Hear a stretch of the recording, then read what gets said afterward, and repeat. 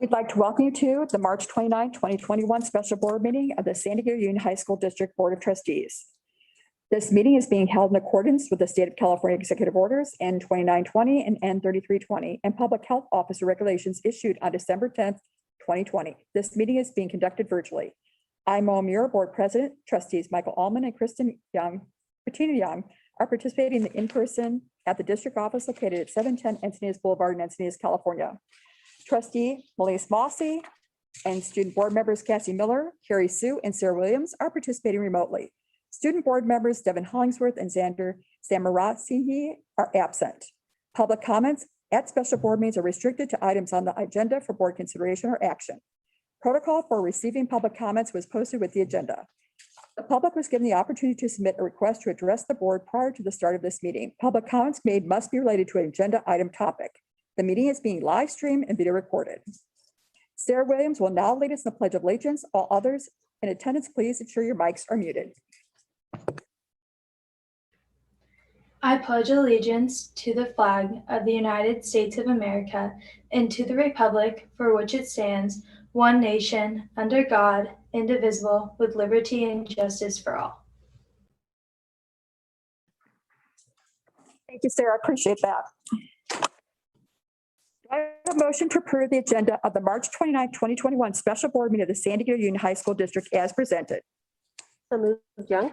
So moved, Young. Almond. Second. Any questions or comments? Katrina, Mike, None. Melise? No, thank you. Thank you. Roll call, Ms. Schultz, please. Thank you. Devin Hollingsworth, Yes. Cassie Miller, Yes. Carrie Sue, Yes. Sarah Williams, Yes. Mr. Allman, Yes. Miss Mossy, Yes. Miss Young, Yes.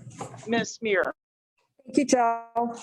I just want to have a few minutes to say, I've received many emails and I've read every email I've received, and all the board members have received these emails too, are actively participating with our community. I want everyone to know that every issue that is sent to the board is sent to the principal and the superintendent.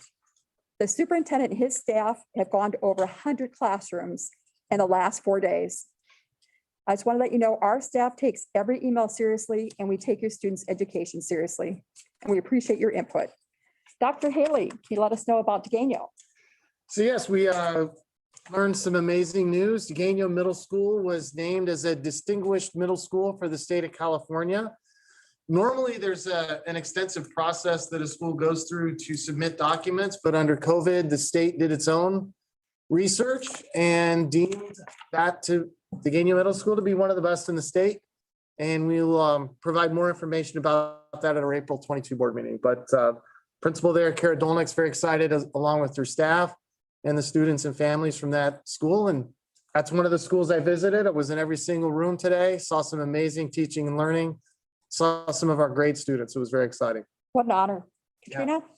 No, I echo what Dr. Haley said. I reached out to Principal Dolnick and I was able to comment personally on all the great learning I saw when I visited them on the first day of expanding our reopening.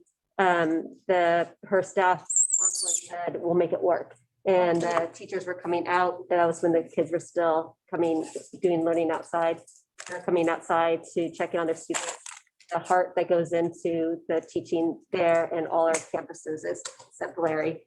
And it's very well deserved. As I also told Principal Dolnick, junior high is a pivotal time in a child's life. It's they are getting that confidence and that independence. And Degano is a proud example of how we're getting our kids ready for high school and beyond. So congratulations to the whole staff. Elise, do you have something to say? Yes, I would like to echo that congratulations to everyone at Degano, to Principal Dolnick. We have spent some time there over the past couple of years, and especially a lot recently as well. And are very impressed with the extra mile that every person on that campus goes to make sure that our students are well taken care of, both academically, socially, and emotionally.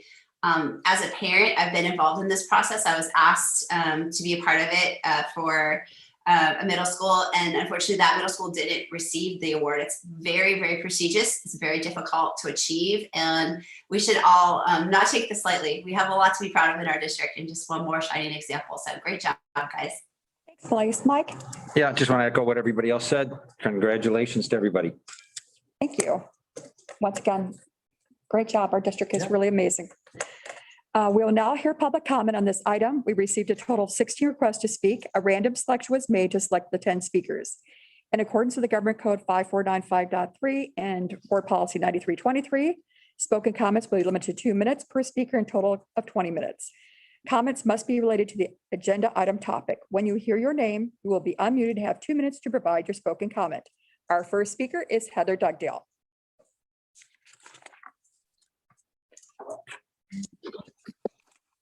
Can you hear me? Yes, go ahead, please. Thank you. 18,000 students, that's how many individual futures for which you have responsibility. Not just a few dozen that are part of a lawsuit, not just those attending in person or via distance learning, all 13,000. How many of those students are represented in your defense of this lawsuit and in the decisions you've made behind closed doors? We know that 2 of your trustees and superintendent have publicly aligned with the funders of the plaintiffs of the lawsuit. I'm curious to know how well that organization and/or the plaintiffs represent the diversity of our district. How many plaintiffs represent English learners or other constitutionally protected classes? Are they representative of the numbers of our overall students? And if these are the activities that you engage in publicly, what else have you been doing behind closed doors and potentially even outside the view of your fellow board members?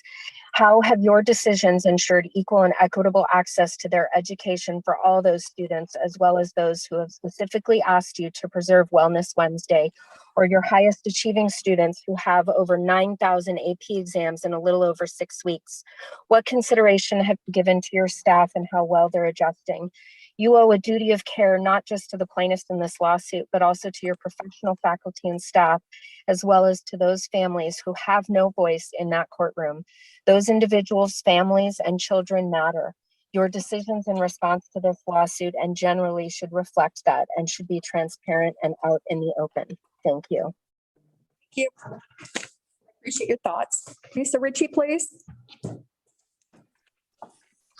Hi, my comment relates to how the court case, the temporary restraining order decision and the further litigation will impact how teaching is implemented in the district. And I request that you discuss the same during your closed session, please. Dr. Haley, I received an email from you stating that the district will provide all students the opportunity for in-person instruction 4 days a week starting April 12th. But then I also received an email from the school saying students will be taught using distance learning model. These statements are confusing. And to clear up the confusion, would you please clarify and describe the difference between our base model being distance learning with students also being taught in the classroom, or B, our base model being in-person education with students also being taught through distance learning?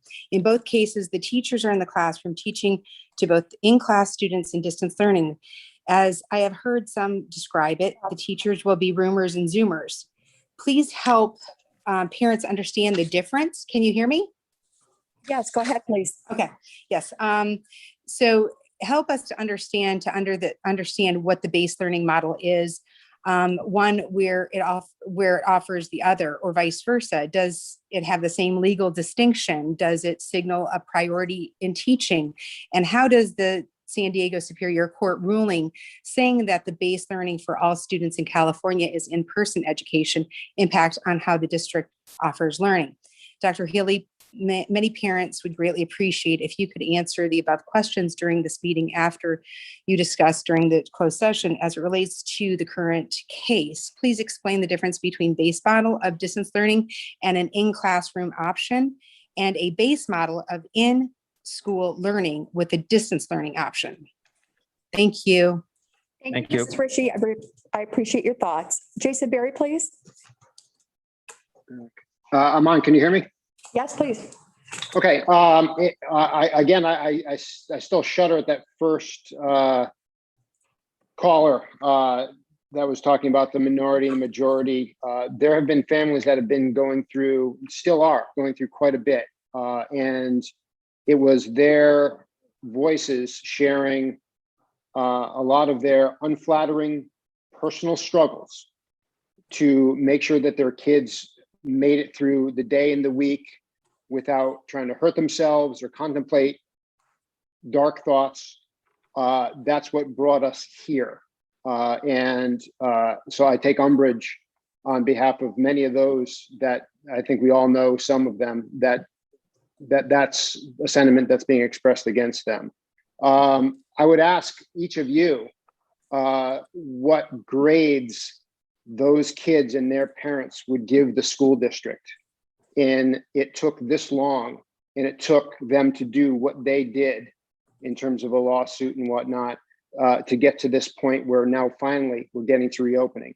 You have an opportunity, I think, to influence what grades you can get for the final by how you proceed, how robust we can unfold this last quarter and into the next fall. And please, I ask that you don't disappoint. Every turn, I know there's compromise in everything that we do with the teachers and all these different elements that we have to deal with, but at every turn, it has been at the kids' expense. It was always what was taken away from the kids. And I think that we need to remember that the school is for the kids. It's not to employ a bunch of teachers. It's to educate children to the fullest extent. And I hope that we return to that, and let's gain our ground back and be the best school that we can. Thank you. Thank you, Mr. Berry. Ann Cerny, please. Hello, can you hear me? Yes, go ahead, please. Thank you. Thank you. Good evening. As you head into closed session during what is our 13th board meeting in just over 3 months, I ask you to get clarity on the language of the court order you're discussing. Let's start with the obvious. Right now, we are open. You will show the court that we are open for all who want to be in person 2 days a week with plans to expand at an appropriate time. We are open now. The court order says to, quote, reopen schools for instruction to the greatest extent possible at the earliest practicable time. That's what it says. It does not say reopen schools at full capacity, full time. The court was deliberate and purposeful in that language. The court knows that there is a pandemic and that many, approximately 50%, may not return to the classroom this year. The court knows districts do not have testing and tracing capabilities needed to mitigate students being in closer proximity to each other. The court knows students younger than 16 will not be vaccinated by the end of the school year. The court understands the benefits of stability in curricular models and that changing the plan with each of the last 13 board meetings is bad and disrupts learning. The language of the court was careful and deliberate. The court holds educational professionals in high regard and trusts that they will have all students in mind as they build a plan. If only you would share that trust and confidence. The disregard you have shown to educational professionals is mind-blowing and infuriating. For 13 board meetings, I've listened to you give lip service and empty gratitude to my fellow teachers, principals, and district office management to then turn your action against every recommendation they make. This is not the court's intention. Their language is clear and deliberate.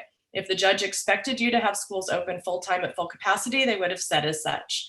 Is there a lawyer in the room tonight? The public needs to hear the professional lawyer's explanation of that court language that you're using for your guidance. Lastly, it seemed that during closed session in the 2 previous board meetings, you clearly moved on to privately discuss expanded reopening, emerging from those closed sessions with magically voted on resolutions without public viewing. I would urge you to make sure that you stay on topic during your closed session. Maybe the lawyer can help with that too. Thank you. Thank you, Mrs. Cerny. Carolee McAvoy, please.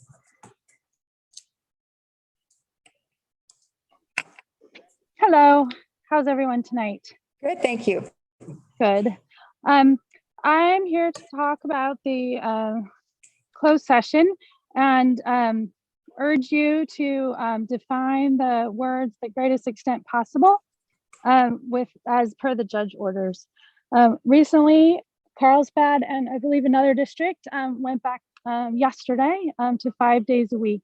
And my question is, how is the judge going to interpret our current plan for 4 days a week, which I very much appreciate, as the greatest extent possible when our neighboring districts are opening further.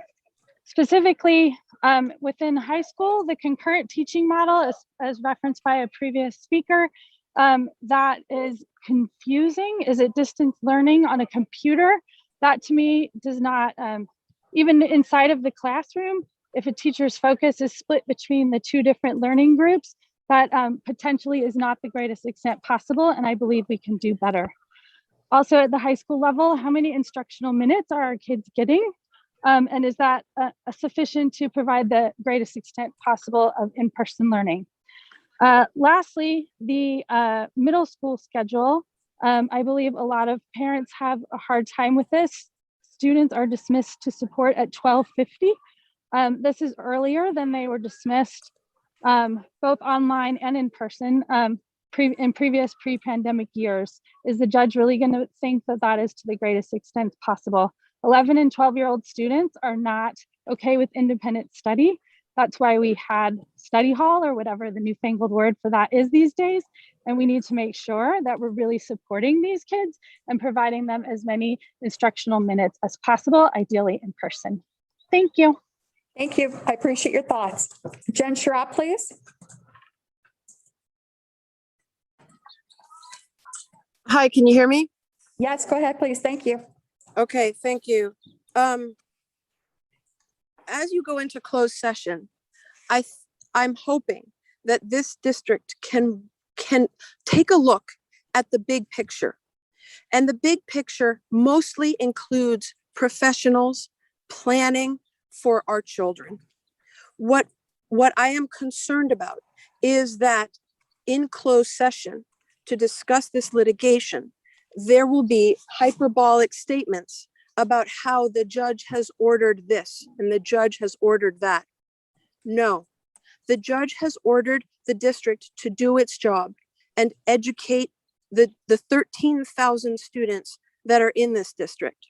The judge recognizes that this does not necessarily mean a return to pre-pandemic conditions in a classroom. The judge understands that if 60 to 70% of students have chosen to remain in distance learning, then the needs of those children must be met. And that does not include changing the instructional model to return them to their classrooms after spring break. The judge understands that the professionals who run our district know which instructional model will be best for our schools. Please listen to the professionals, the administrators, the ones who have made their careers teaching kids. Do not listen to a handful of parents who think they know what's best for their own kids. The important thing, and the judge recognizes this, is that there are 13,000 students here. They all have different needs. The judge did not specify. Thank you, Mrs. Sherratt. I appreciate your thoughts so much. Jeremy, please.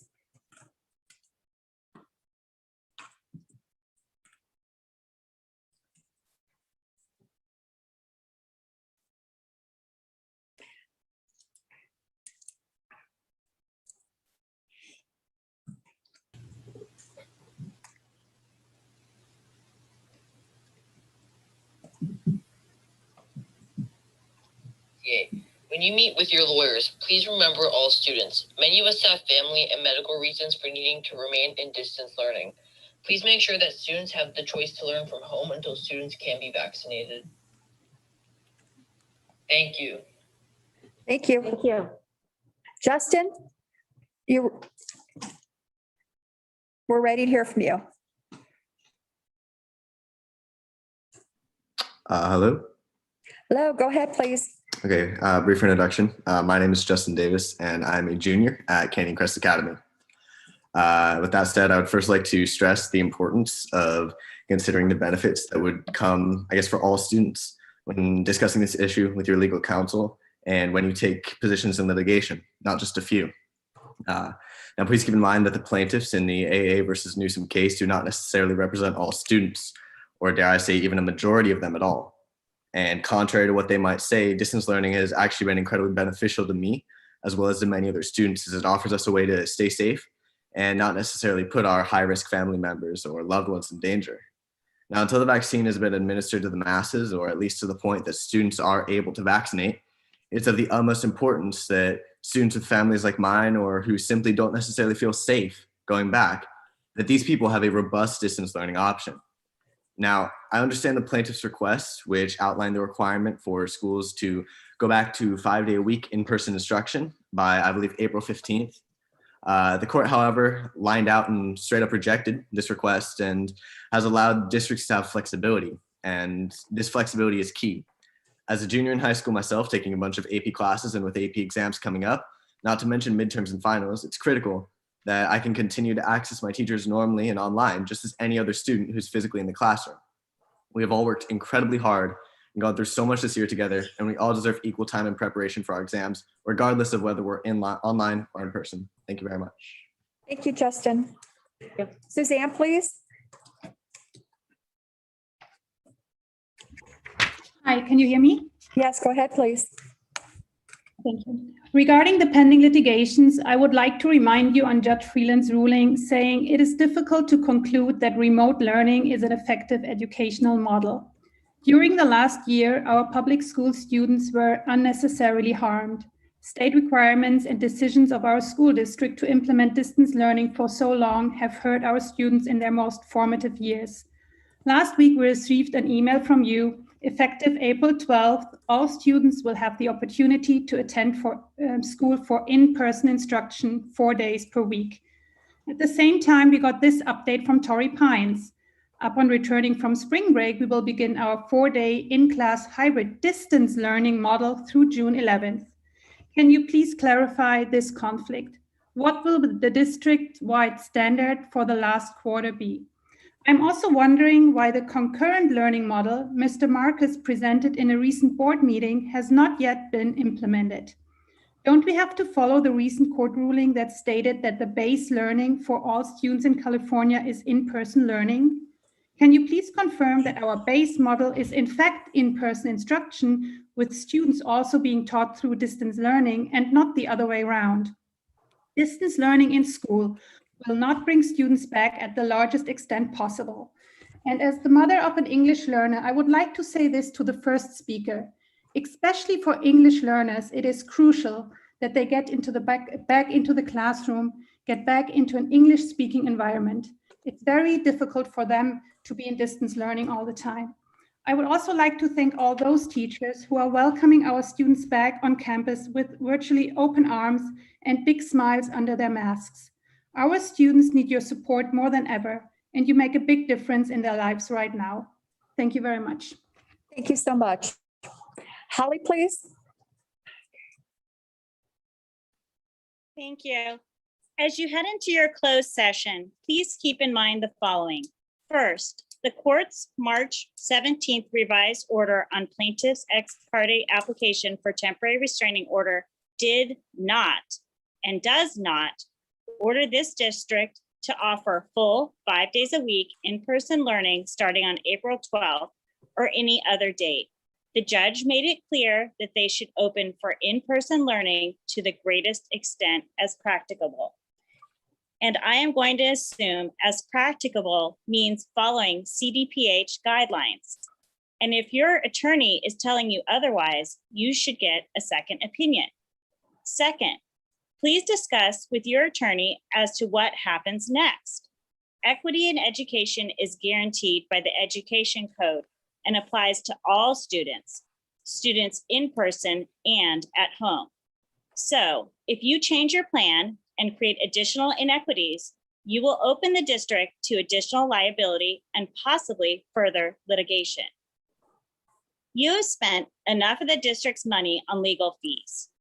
Please don't incur more fees by being reckless and enacting a new plan that is not reasonable or sustainable because a few of you want to appease a small group of parents. You represent 13,000 families, not a few hundred. Perhaps a refresher on your fiduciary duty from your attorney in today's closed session would be money well spent. Thank you. Thank you. We will now be convening to closed session to discuss item 3A. At this time, the resolution for item 4 on our agenda is available online. to our community, and to our board members. In open session, we will be reconvening at 6 o'clock to provide further notice at that time if needed. Thank you. The meeting is now reconvened. The board took action and we'll be reporting now out of closed session. The vote during closed session was trustee Mike Allman voted yes, Vice President Melise Mossy voted yes, President Muir voted yes, and trustee Young voted no. The vote was 3-1. And they approved the settlement agreement with the plaintiffs in the lawsuit AA versus Newsom. And the settlement agreement provides the Board of Trustees with adopted resolution regarding the expanding reopening of the schools for the 2021 and 21-22 school years. In exchange, the plaintiffs will dismiss their lawsuit with prejudice against the district and release all claims against the district regarding the reopening of the school.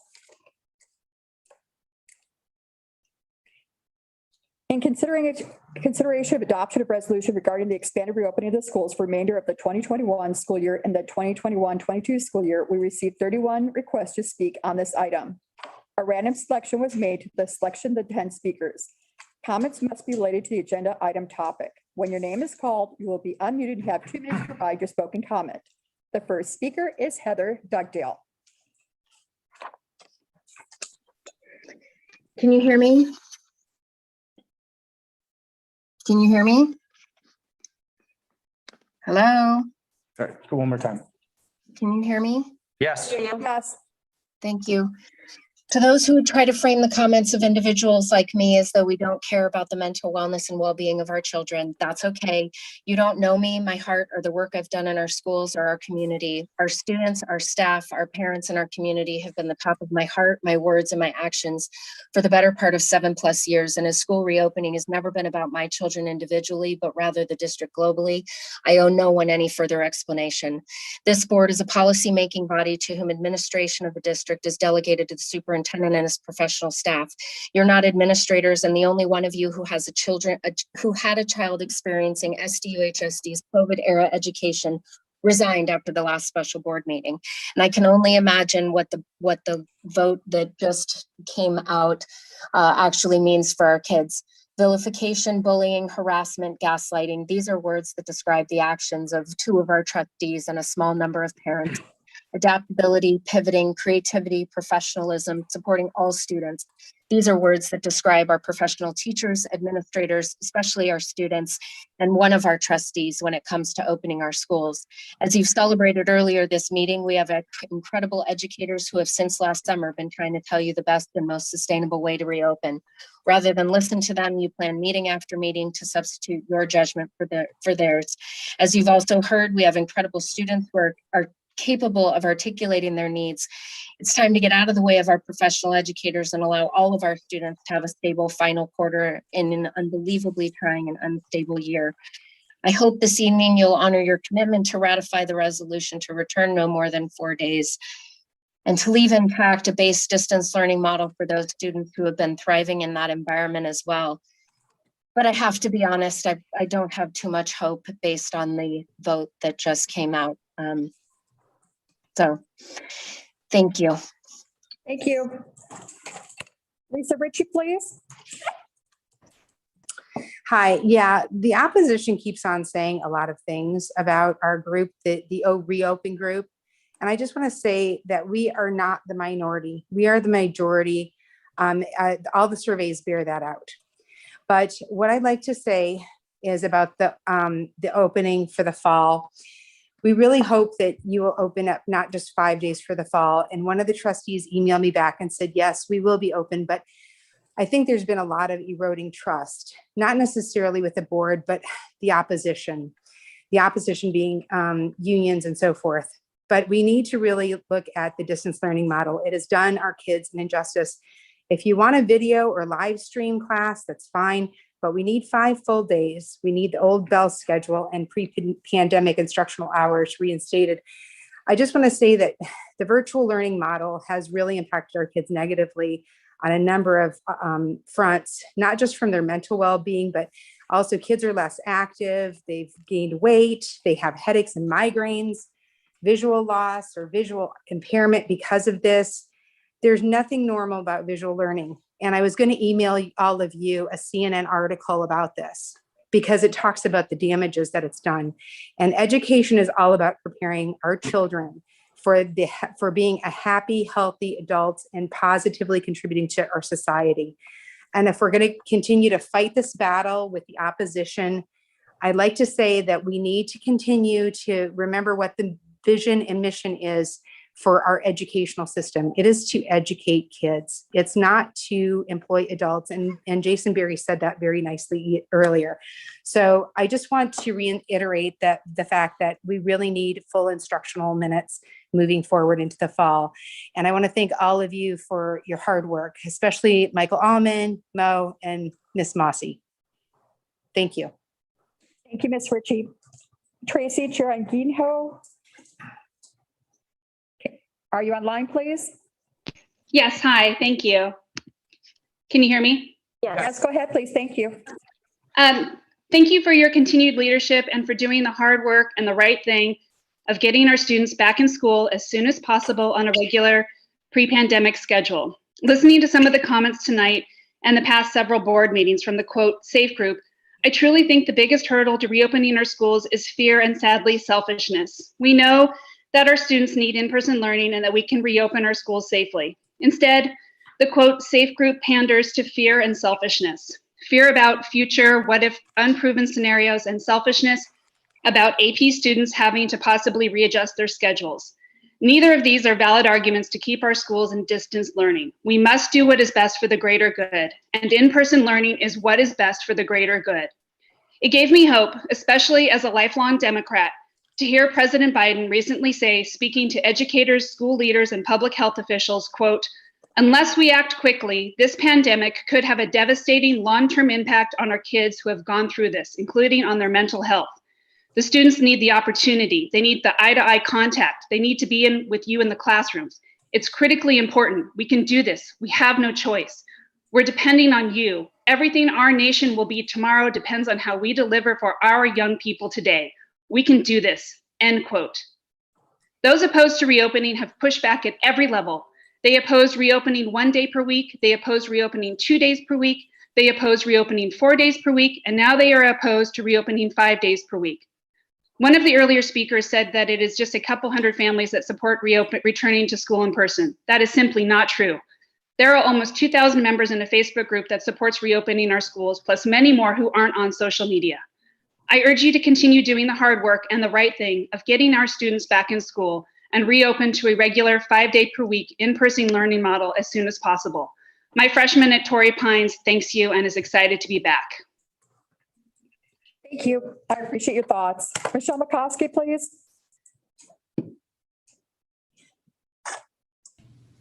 Can you hear me okay? Yes, go ahead, please. Thank you. Thank you. I can't stress enough the importance of choices and equity. As trustees of a public school district, you're responsible for balancing the needs of all students.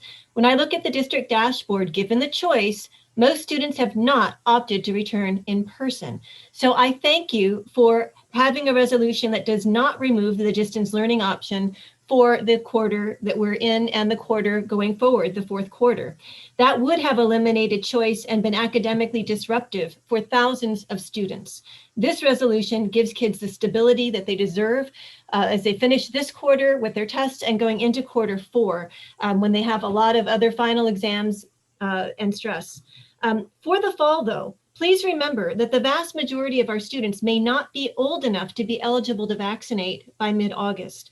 Students will likely need some sort of temporary access so that they can learn for a limited time from home while they're immunizing and then seamlessly transition back in person to their same teachers and classes as they're immunized.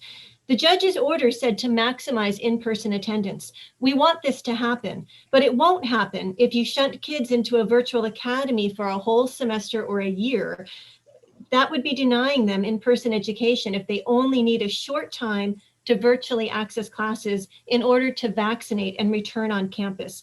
This also helps kids who get quarantined in this quarter or in the fall. They would have a way to remotely access classes so that the ones who are honest about their exposures are not punished by having to miss 2 weeks of instruction. Please Provide options in the fall for an in-person based model that allows a limited period of concurrent virtual access so students can vaccinate and feel safe before they're required to go on campus. They deserve to return with confidence and to learn while they feel secure, not to choose between being scared to go back or keeping their teachers in classes. Thank you. Thank you so much. I appreciate your thoughts. Sienna Randall, please. Good evening. Can you hear me? Yes. Yes, go ahead, please. Thank you. Great. Thank you so much for your service and thank you for being here tonight and give us the opportunity to speak to the public. I would like to say that on behalf of my two students in the district currently, that I think that this resolution is very important for the time that we're in, and that I'd like to urge the board to adopt this resolution. I think it's a very balanced approach going forward, and it takes all things into consideration, the different plans that have been in place and the progress that has been made with reopening safely and getting more kids back to campus, because that's definitely a critical piece of education, is the face-to-face learning that needs to happen with their teachers. So again, I'd like to urge the board to adopt this resolution and continue solidifying the details of the plan for this next school year.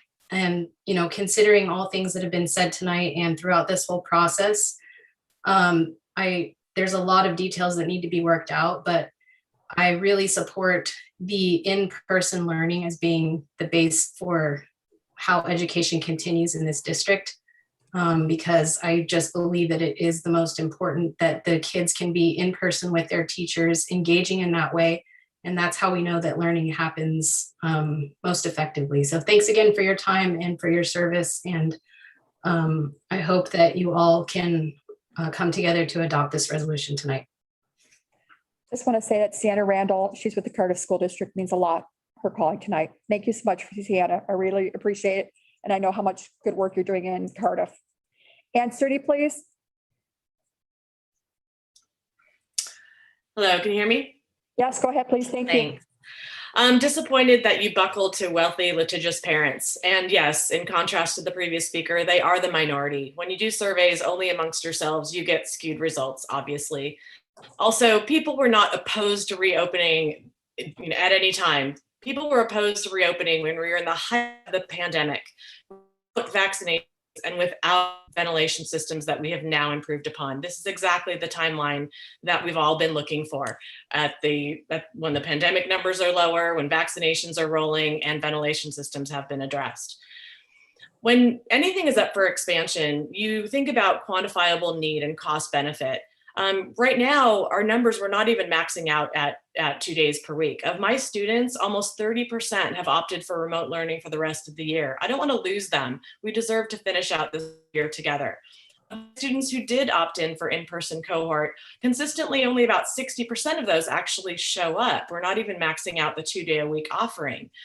Before expanding to 4 days a week, we should assess why. Maybe there are tweaks we can make to address that gap to make students who opted in feel more comfortable actually doing so. But that takes asking questions, gathering information, and learning.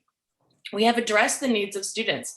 Any student whose family asks for increased access for any reason can get it, and you can continue to get it as we move on. Moreover, we have made our own outreach for struggling students regardless of how they responded to the survey. Those students' needs are being served. Families answered a survey based on a 1 to 2 day a week model. To assume all those families would be comfortable with 4 days a week is incorrect. And I informally asked some of my students why some on my roster might not be coming. And they said it's because students aren't vaccinated, so they don't feel comfortable with larger cohorts. Others say they want to stay home and they plan on coming sometimes and not others. Some say they do look forward to 4 days a week so they can choose their days coming with friends and cohorts. But again, we haven't made any of those assessments. Cerny, I appreciate your thoughts. Thank you. Jeremy, please.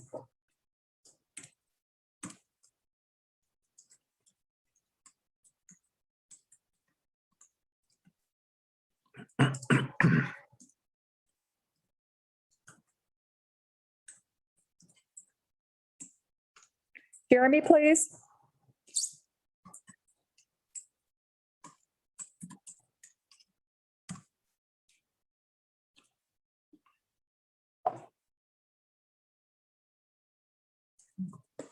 Joe, is our next speaker ready? Mrs. Muir, Jeremy is using an old version of Zoom and we can't release him to speak. So you can try the next speaker. So we'll come back to him if he can get back online. Justin, please. Thank you, Joe. Hi, hello. Hi, how are you? I'm doing well. How are you? My name is Justin Davis, and I am a junior at Canyon Crest Academy. And just one last time, I would like to stress the importance of a distance learning option for students who aren't necessarily comfortable going back at this time or at any time in the near future. You can't just go mindlessly gallivanting about like nothing's wrong in the middle of the pandemic, like the second speaker on this item believes that we should. And these parents keep going on about what the students want, but they refuse to take into account the students themselves. As one of the only students who's spoken as of right now, I believe it's me and one other, I believe that my voice speaks for so many students when I say that we need to take this pandemic seriously when it comes to reopening. Clearly, we all want to reopen, myself included, but we want to do it in a way that's safe, which is not at all what we're experiencing as of right now. The main problem for people, especially students who are actually aware of what the virus could do to their parents and loved ones, are presented with this moral dilemma in the world proposed by the plaintiffs. If the school goes back to a system that doesn't offer online school with equal opportunities and access to teachers, even if it is next fall, students will have to choose between keeping their families and loved ones safe and getting equal access to their teachers. As we near the end of the school year, continuity is incredibly important, as we've gone through an entire year of distance learning. And going into AP exams, almost all of which are online, and finals, not to mention midterms next week, at least for CCA students, an online option is nothing short of a necessity. We as a student body have overcome so much this year, and I'm incredibly grateful to be a part of this amazing set of teachers, parents, and students that has proven itself to be so strong and able to stand up even in the most adverse of conditions and opposition. As for the future of distance learning for the remainder of this year and into the start of next year, please give us time to be able to get vaccinated before being forced back on campus. Thank you very much for your time and consideration this evening. Thank you, Justin. I appreciate your comments. Suzanne, please.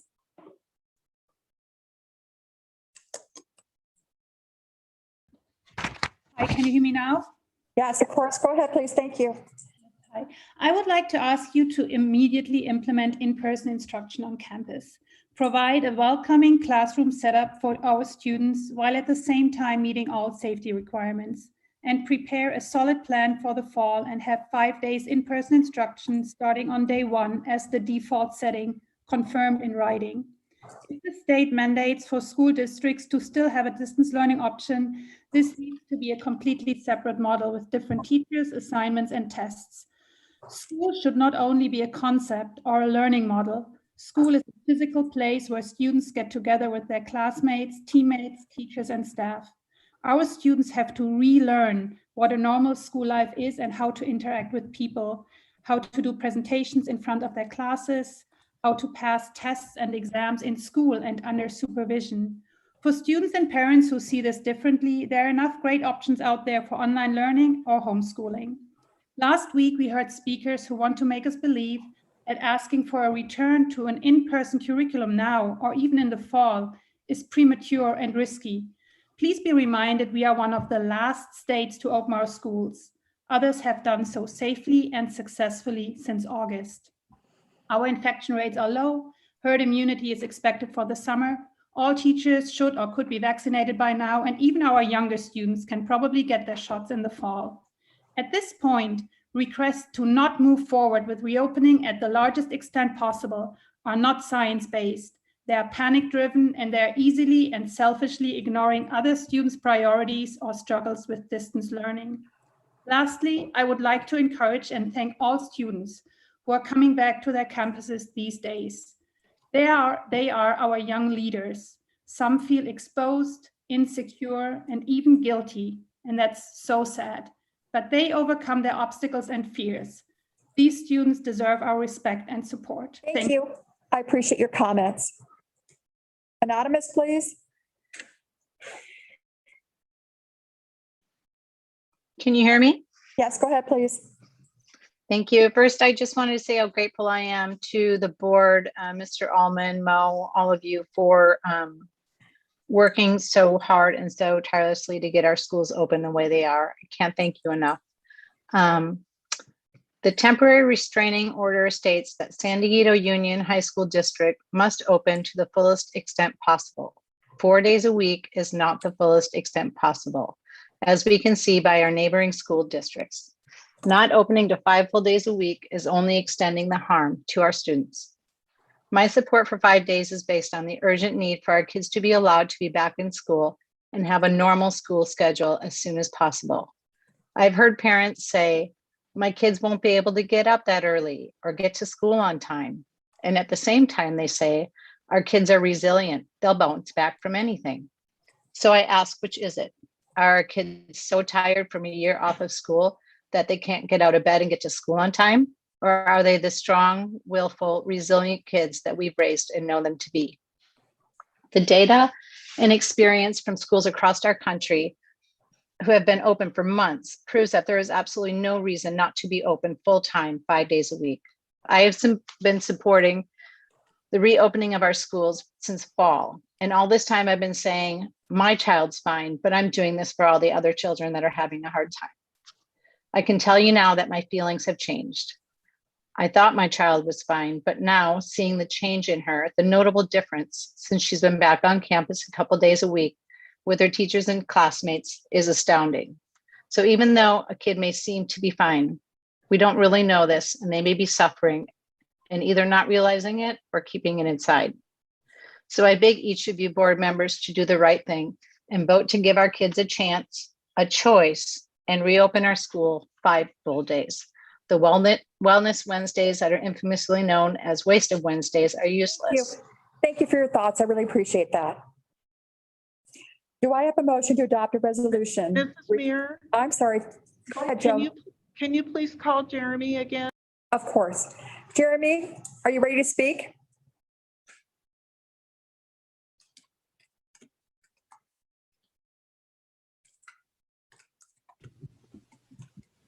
Jeremy?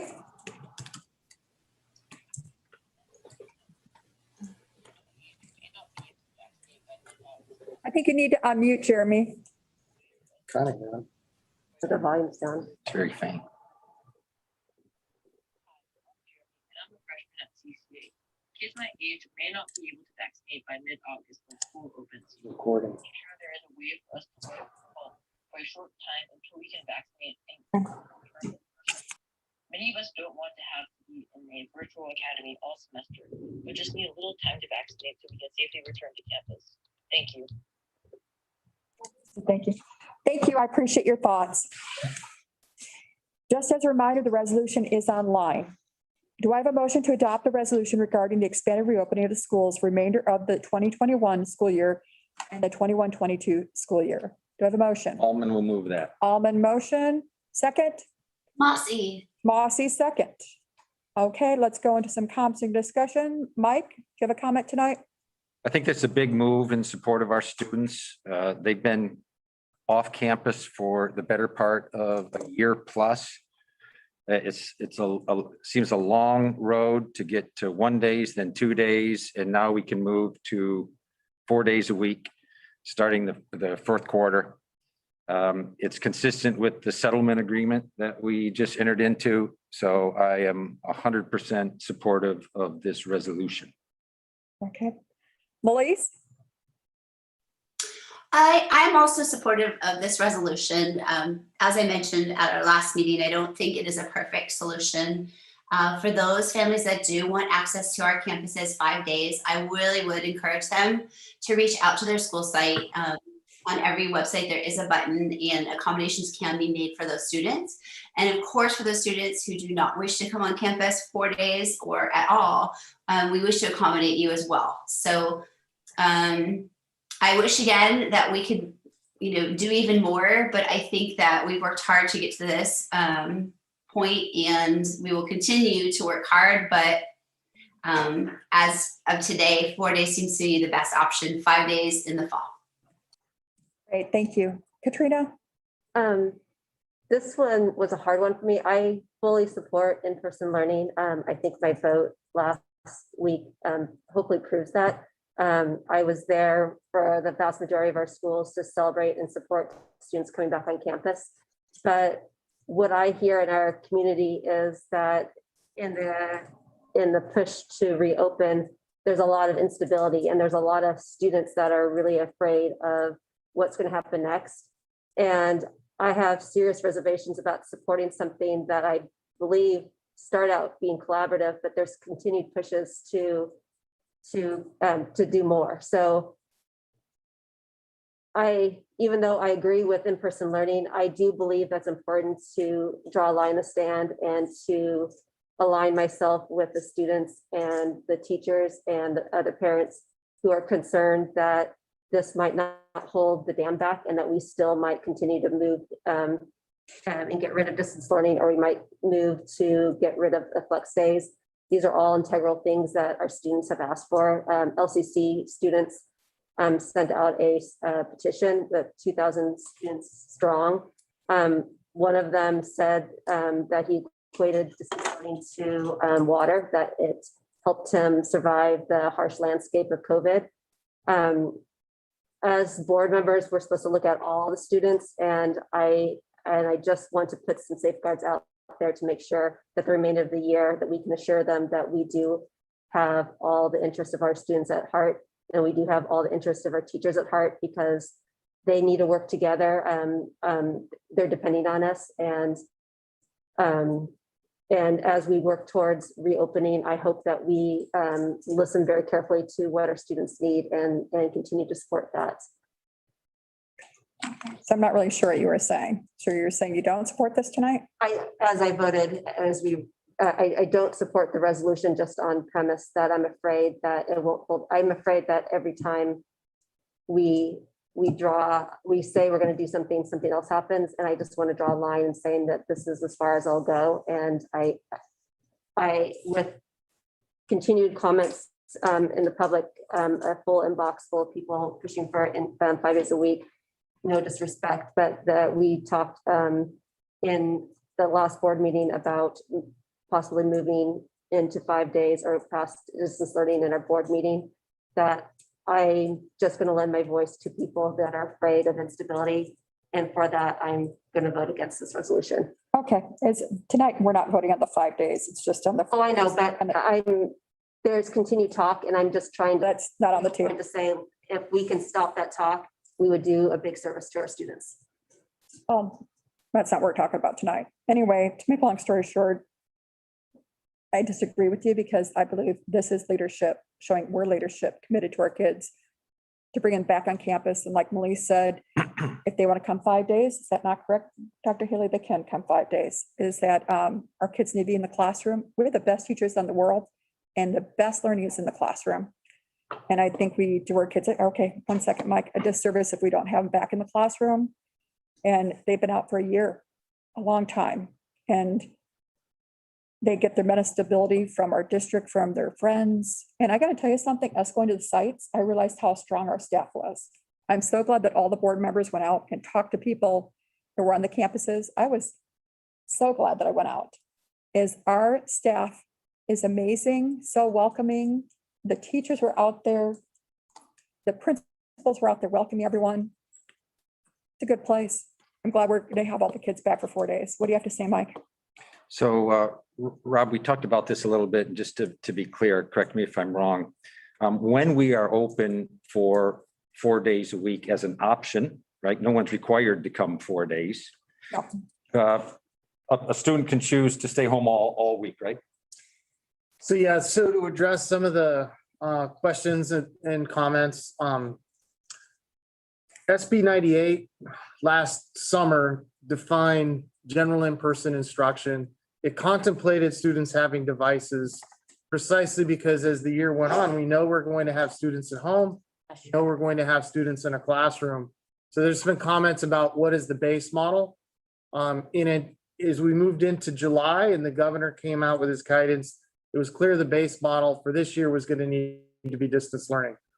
With that said, I also want to thank, I almost called you trustee Marcus, but you're not. You're associate superintendent Marcus, sitting with our esteemed trustees.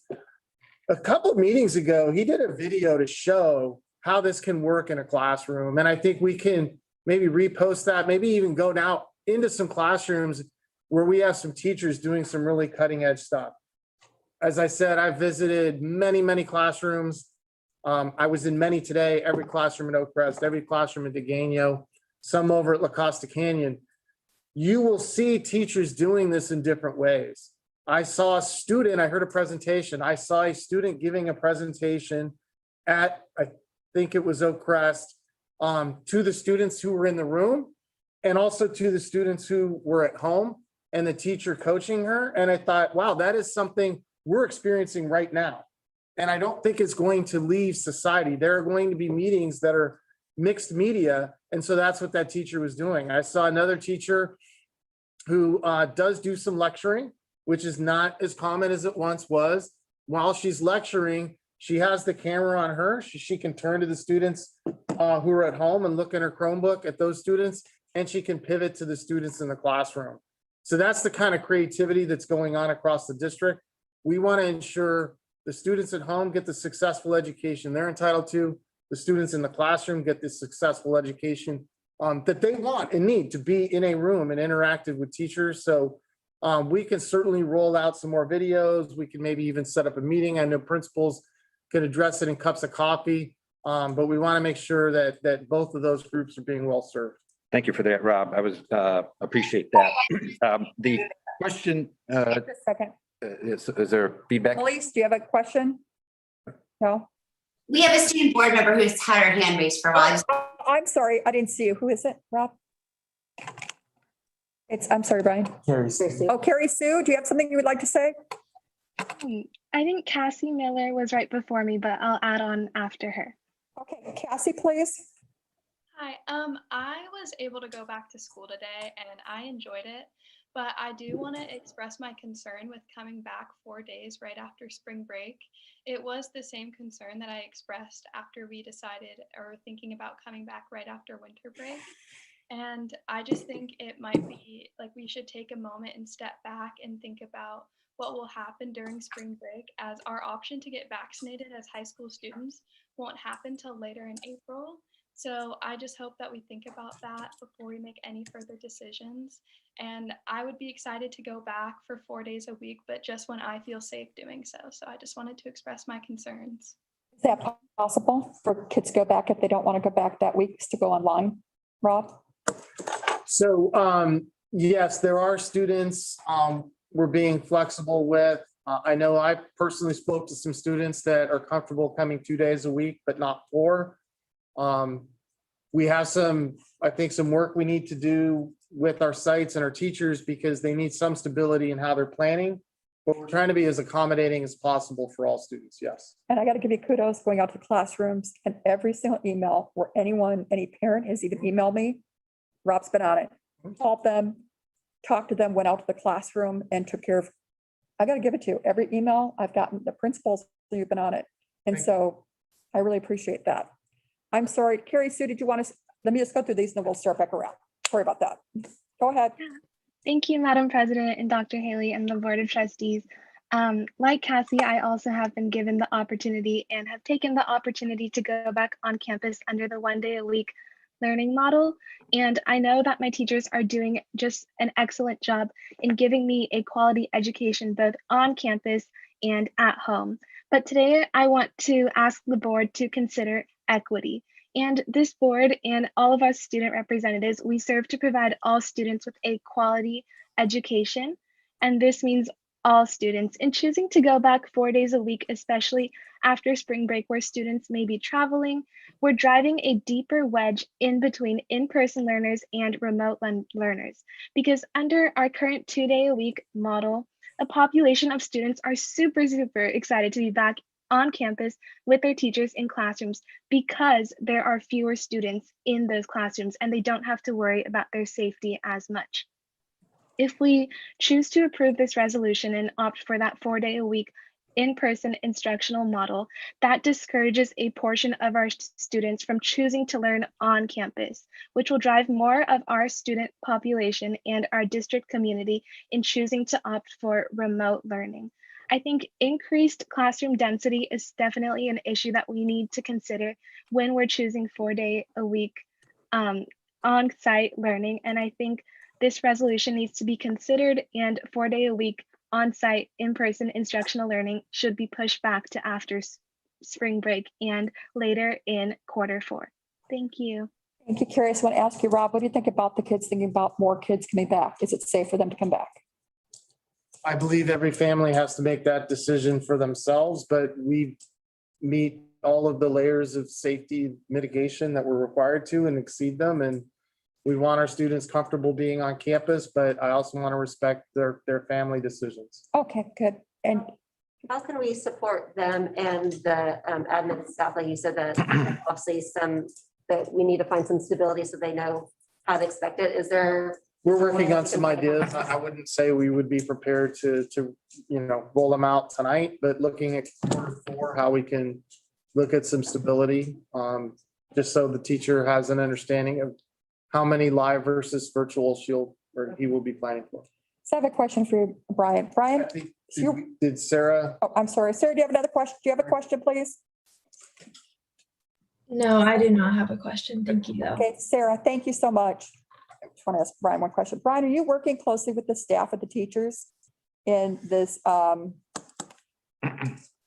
doing distance learning and in classroom learning, and how is that going?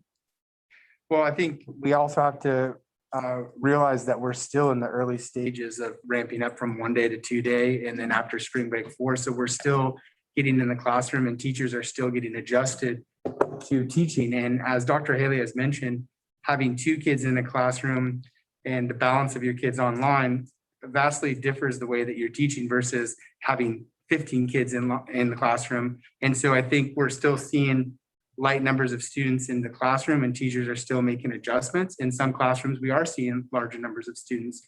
So to answer your question, Ms. Muir, we will continue to work with our instructional leaders, our principals at the school sites, getting into classrooms, continuing to work with our department chairs and providing professional learning for our teachers as we continue to move through Q4. You say it's getting better, that this is working out, Brian? I would say that, yeah, just like, and I appreciate Dr. Haley alluding to it, that the video that was created was just a very simple, simplistic kind of version of how you can teach kids in the classroom and kids online. I think each teacher has to find that personalization that they are very talented at and that sweet spot. Remember, when we come back from spring break, we have 44 days of instruction. A lot of that instruction is making sure that the kids have what they need in order to not only finish out the year with the academic grade that they have earned, but also get prepared for next year. I know, for the fall. I think that's the key that we're looking at. And I know our teachers are Absolutely. on it, and I appreciate that, Brian. Mike? Just 1 or 2 minutes with Rob, and then I have, I think, a question for Katrina. Sorry, Trustee Young. Okay, go ahead. I can have that. So Rob, when we offer 4 days as an option, students can choose to come 0? Correct. Students can choose to come 4? Correct. Can students choose to come 2? That's what we're looking at. I wouldn't want to take that option away. I just want to have stability in how we plan it. I think I agree with you on that. And I think it's important to give people maximum choice. I mean, at the end of the day, I think the teachers are teaching in the classroom and they're doing their thing. And you can be at home, maybe you're sick, maybe for whatever reason That's you're at one of home. the things that we want to ensure is that any student who may be symptomatic, consistent with our here, stays home. Or even you just want to stay home. So my point is that, Trustee Young, you talk about stability.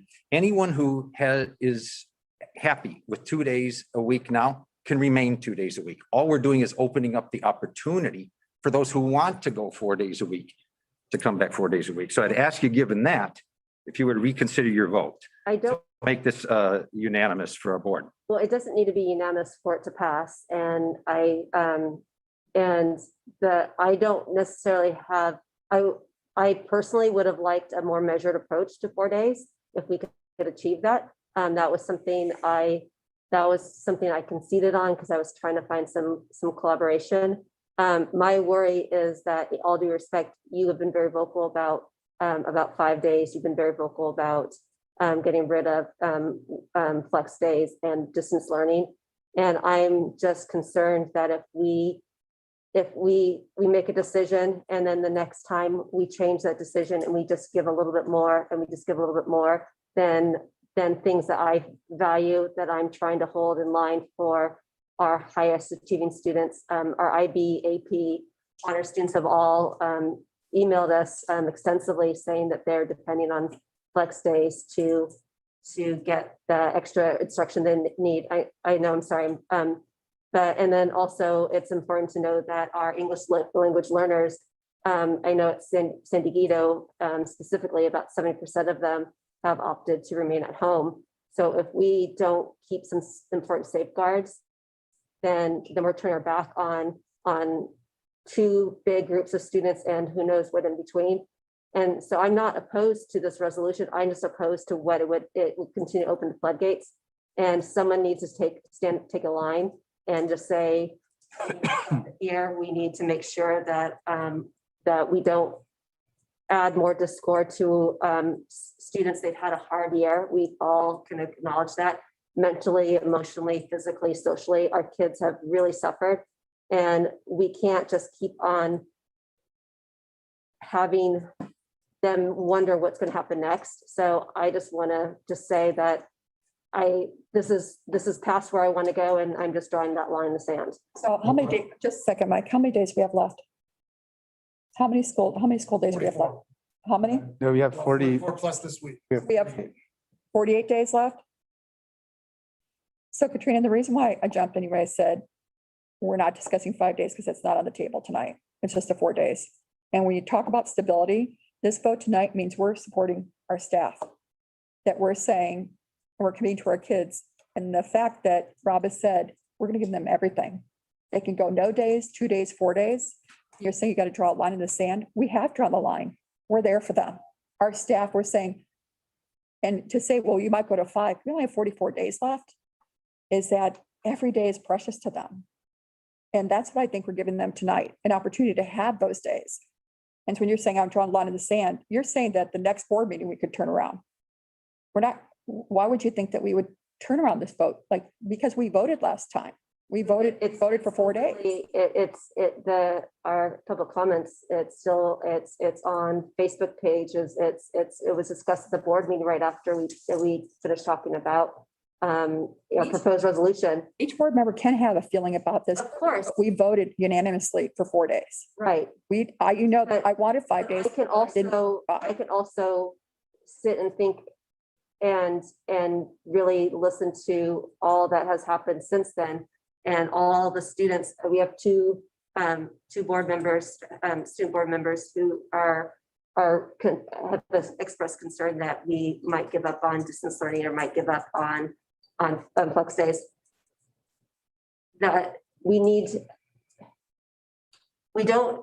I don't need to lend my vote for this to pass. I acknowledge that. And you don't need to, because it will probably pass. You're probably right about that. And the comments. I support that, but I just want to make sure that it's known that we as a community need to be very careful. And I mean, we heard words in our public comments about opposition and majority.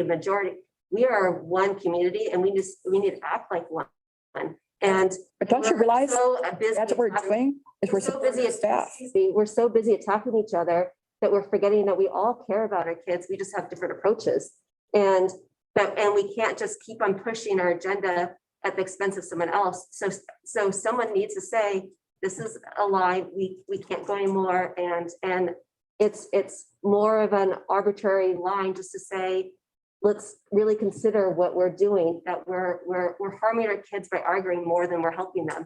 If we could just stop and get along and figure out how to figure out this rest of the year without undue chatter about who's doing what and what's more, then our kids will be better.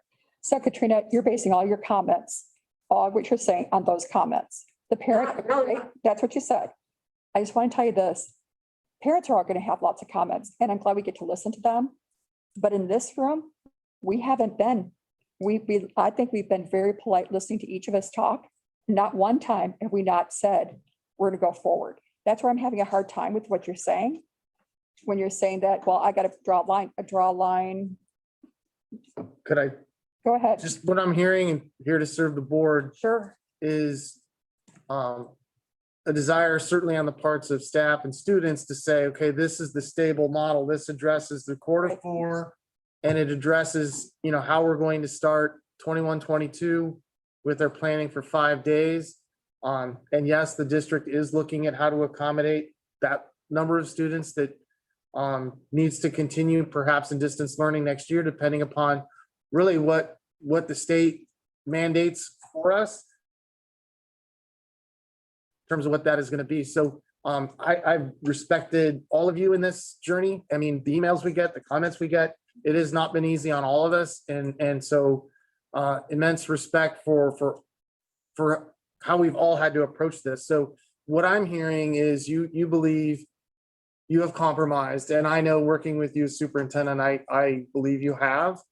And what you're asking for is assurance that then this is the model for Q4, and this is how we're going to plan next year. And if that's the case, then back to last Thursday night, that you would support it, but it's just that you have concerns. Is that what I'm hearing? Yes. So, I mean, can they provide you that assurance tonight, or? That's because we voted on it last week. That's the part where I'm having a concern. We had a 4-0 vote, and now you're saying, well, I guess I wish I wouldn't have voted for that. Is that, to me, that vote, we gave stability to our district. We told our staff, you're on the right path. We support all the kids. And to say that we don't support the kids, I disagree with in this. I think we just support all the kids. And I've done my best to support every child in this district. Mike, did you have? Yeah, so there was a lot of words there, but I think I can boil it down, Katrina, but please tell me if I'm misspeaking. It's not so much that you're against the 4 days in this resolution. In fact, you're in favor of it, but your vote of no is somewhat, in my words, a protest vote to signal to us, don't try to go further. Is that fair? Almost, except for we didn't move into 4 days the way I wanted to. So I am in favor of in-person learning. I would have liked to have gone a little bit more measured. I also recognize that there's students that desperately need back in campus, and I recognize that, but you are probably fairly correct in that it's a protest vote to say, let's really seriously, let's do a better job of respecting our boundaries. Well, and to try to, I think Mo and Rob might have hit on that. And I know a lot of this was kind of pointed at me. Would you support 4 days in this resolution and vote yes if I were to tell you that I wouldn't advocate for 5 for the remainder of this school year? To be honest, I would want to go back to the original, not unlike what our student board member said, to go back and have that pause between. Okay, fair enough. So I think though that's very different. I think with all due respect, the public heard you say you support this, but you're drawing a line to send a signal. But now you're being clear that you do not support this 4 days starting at Q4. That's what you're saying. I have, it's back to, we had this argument before. I think, especially in a pandemic, there's no yes and no, right or wrong. It's not that I support it, but I have grave concerns about it. So I do worry about moving too fast. I do worry about not having our feet be behind us before we start running down a road. But I also deeply care about our kids, and I want to do best by them.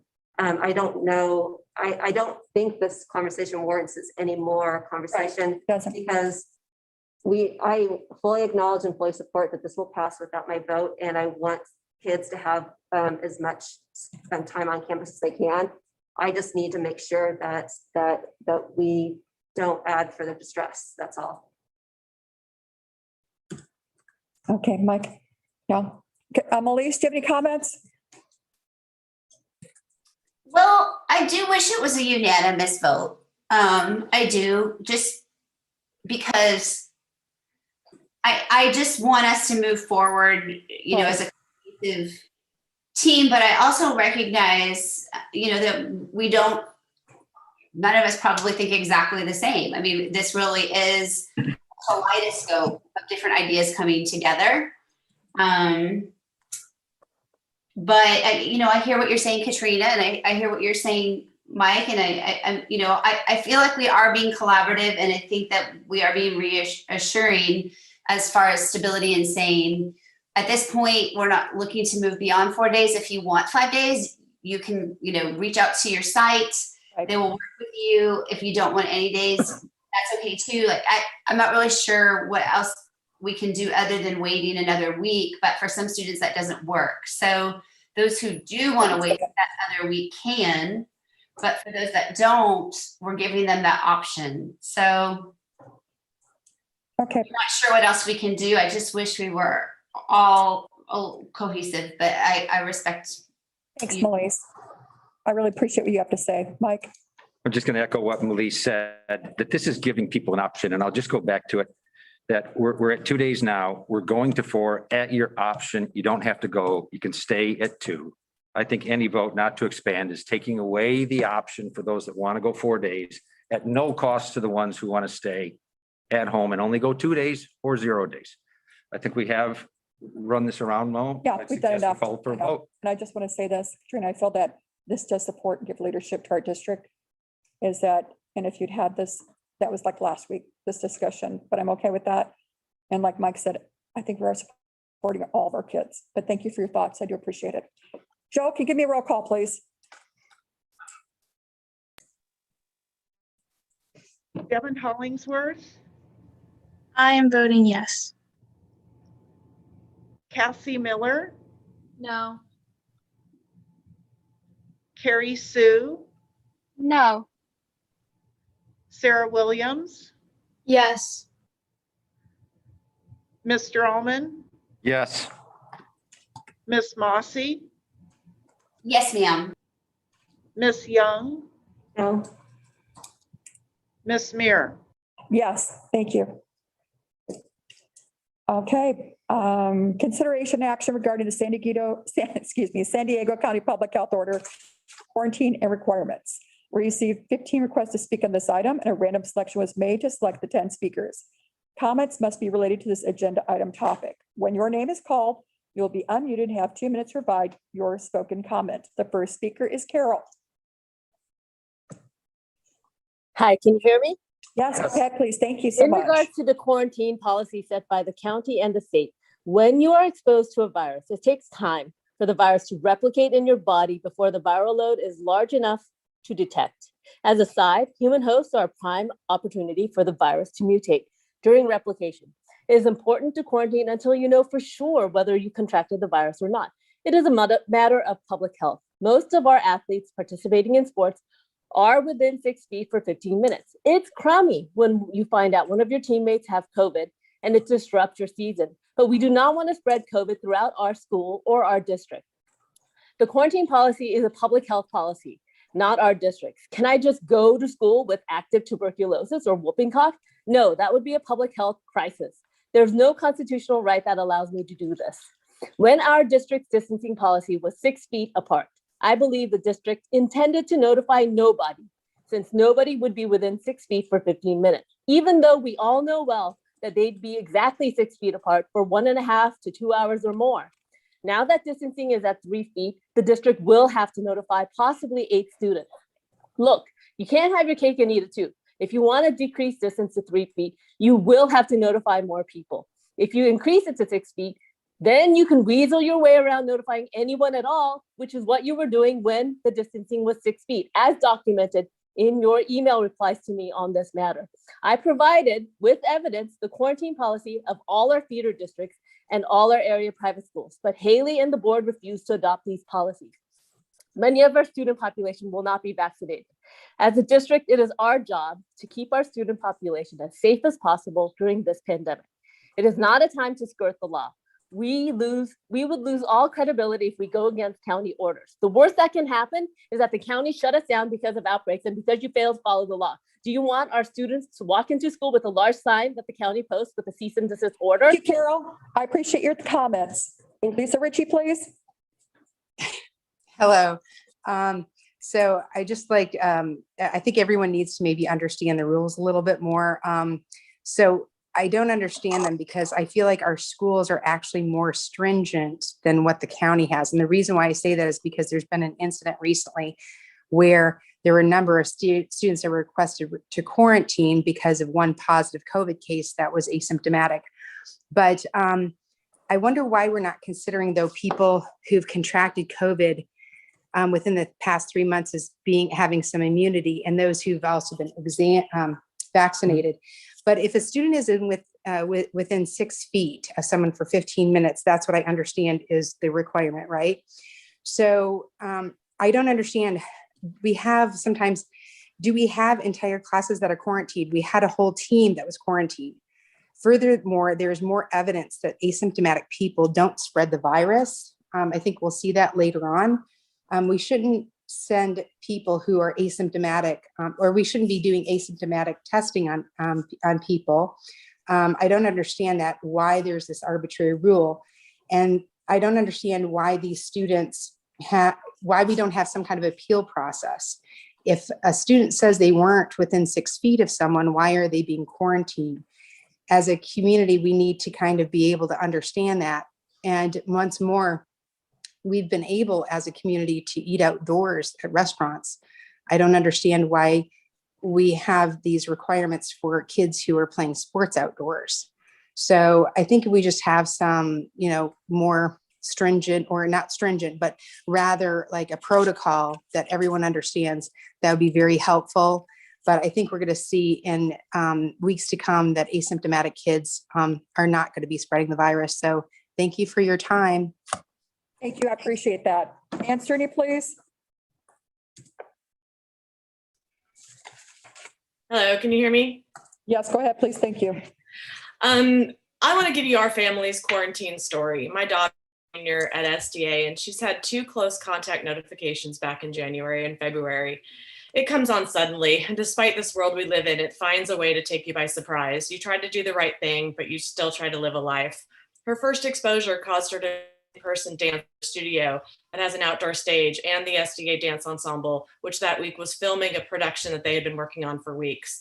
She couldn't do the very things that kept her sane and grounded. As a parent, I 100% shared her disappointment. I even found myself saying, I'm sure she's fine. I'm sure she's fine. We hated to see her disappointed. But after this year of disappointments, of everything being deflated and derailed, I hated it. However, as a parent, I had a responsibility to her. You don't get to turn disappointment into blame. It's not her friend's fault. It's not the fault of her dance studio. She's not entitled to fairness all the time. I 100% shared her disappointment, but I also shared with her 100% of her responsibility to her community. My daughter did not contract COVID. I could have looked back and said, see, she could have been able to do those things, but that's not the lesson. The lesson was that she did the right thing and kept her community safe. Leadership is like parenting. Ms. Young, I appreciate your recognition that process matters and that the way the resolution was formed was not good administrative practice. Ms. Muir and Mr. Allman, you are bullies. It is offensive to hear you badger someone for a vote that they eloquently explained. Ms. Young is standing up for listening to admin staff and not a handful of wealthy litigious parents. She's standing up for what should have been the resolution to move slower from 2 to 4 days in later April. We're discussing I'm sorry, Ms. Cerny, we're discussing the public health order quarantine. I'm getting there. You talk about choice, but you take that choice away from those not comfortable with the 2-day density. Mr. Allman, what sort of leader are you when you question quarantine policies? You're turning disappointment into anger, blame, and vitriol. Yes, our kids have had a lot of disappointment, but I blame you for enabling that disappointment and turning that into anger and blame at our teachers and our schools. Thank you. Adam Fisher, please.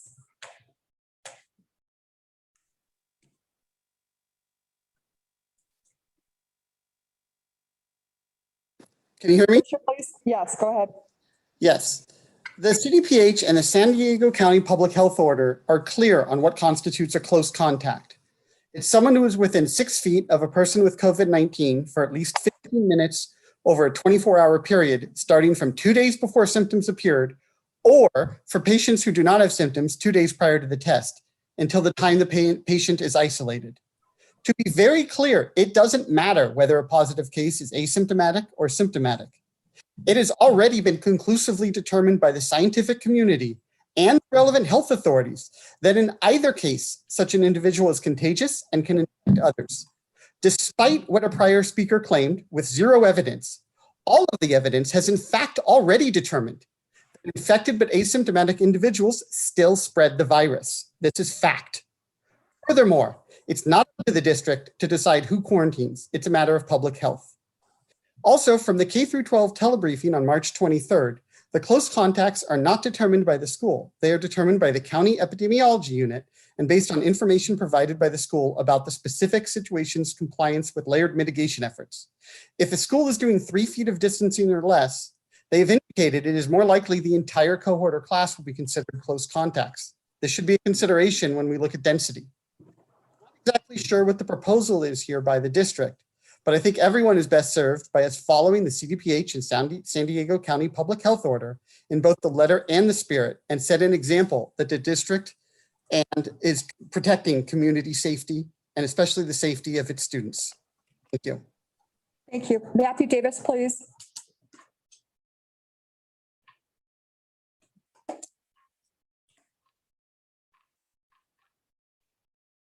Are you Matthew able to Davis, hear me? please. Yes, Ken, go ahead. Thank you. Thanks. So that's going to be one for the quote book. Asymptomatic people don't spread. Brilliant. So let's try to anchor this in some facts, right? We don't get to say as a district, you don't get to say as a board, right, what constitutes cause for quarantine. It's out of your hands. It's out of my hands. Only people that's in the hands in is basically the people who are responsible for public health. Don't try to find ways to game it or do a workaround or look for a loophole, right? One thing that we're getting very accustomed to is, oh, look, a loophole, let's drive through it. Train's gonna run out of gas pretty soon, guys. Side letter with SDFA says specifically, if a staff member, and I quote, student or visitor exhibits symptoms, has close contact with a confirmed infection, or has a confirmed infection, the district will comply. You can measure the guidance for basically close contact with a ruler. 6 feet of a person, 15 minutes, 24-hour period. You can measure it with a stopwatch too. But all the gaming that people are trying to do, trying to figure out how to skirt quarantine, how to basically break the law and go, that wasn't me. It's just really embarrassing, right? When the window of history is looked through, they're going to look at a bunch of people who were just trying to advance a political agenda and using the school as the school bus to get there. Do what you were elected to do, not what your basically closet agenda is. We elected school board members, not aspirational politicians. Do your job. Do it legally. Do it right. Do it now. Thank you. Cynthia Edgerly. Hi, thank you. Although I heard it with my own ears, I had to question several others as to whether I had correctly understood Michael Allman's comment at the last board meeting that requiring quarantine after COVID exposure violates students' rights. As Mr. Davis also said, on page 5 of the existing side letter with SDFA, it states that the district will comply with CDPH guidance. And that guidance is unequivocal in its definition of a close contact. Is the district actually now proposing not to follow such guidance? Along with vaccinations, masking and distancing, quarantining is a significant piece of the COVID safety puzzle. Testing is another. I often hear people compare our district unfavorably to private schools, which have been able to remain open.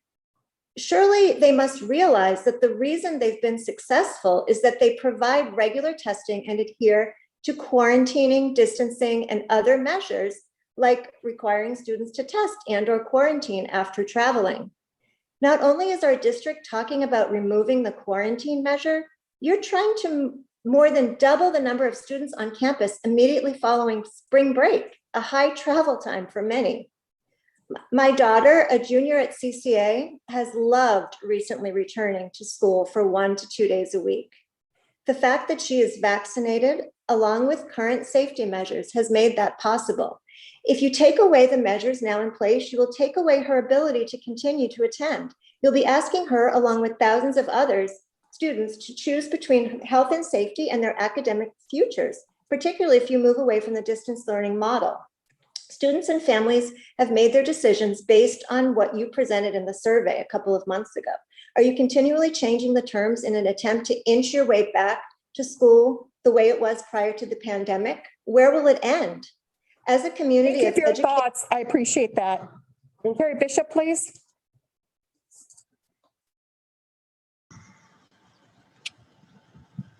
Hi, I'm sorry. Can you hear me? Yes, go ahead, please. Thank you. Thank you.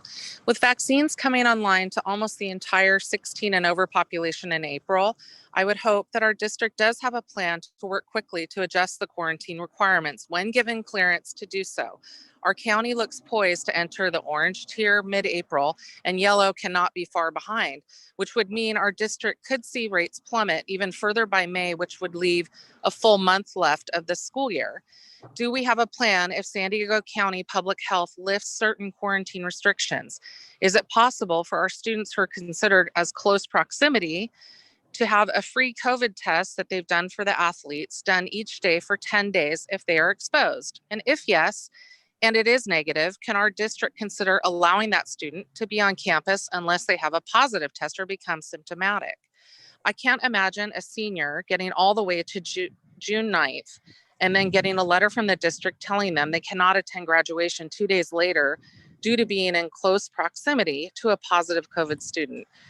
We need to have testing in place for that specific reason only and allow that to dictate who is allowed to remain on campus, not just close proximity. Of course, in accordance with San Diego County Public Health. Will they be required to still quarantine if in close proximity if we are down into the yellow tier? Please communicate to the parents and the students and our community what the plan will be moving forward. Thank you very much. Thank you. I appreciate your comments. Jennifer Daniel Duckering, please. Hi, can you hear me? Yes, go ahead, please. Thank you. Well, I had a prepared statement and so many speakers ahead of me actually said the very same thing I was going to say. As difficult as it may be for the district to recognize that your decision to remove the distancing requirements and drop to 3 feet may result in many more students being quarantined as close contacts or because they're COVID positive, it doesn't matter. It's not negotiable. These rules are not yours to make. They're not yours to change. The district does not get to decide who quarantines. It's a matter of public health decided by the county public health department in collaboration with the state and following CDC guidelines. We've heard many speakers say the same thing. Your SDFA side letter and the CDPH controls the quarantine process and the rules here. You cannot change those basic facts. One prior speaker said it perfectly. You can't have your cake and eat it too. If you want more kids in a classroom, you will have to follow all other safety mitigation and measures. The way the Let Them Play plaintiffs won in court was to say, treat us like the professional and college athletic teams are doing.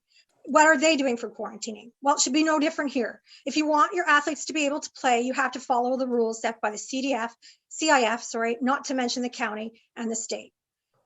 Following the last speaker, color tier has nothing to do with quarantining. Yes, we may be in orange soon, and yes, while some students over 16 may become eligible on April 15th, that doesn't actually mean they'll be able to get vaccinated on April 15th. We all know how hard it is to get those appointments, let alone the fact that it takes 5 weeks before they're actually fully vaccinated.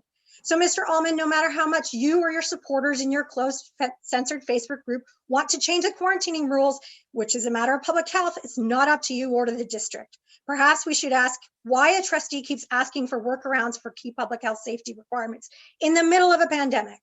If you insist on violating the public health rules on quarantining, you're subjecting the district to further litigation. Thank you so much for comments. Seema Burke, please. Mrs. Burke is not available.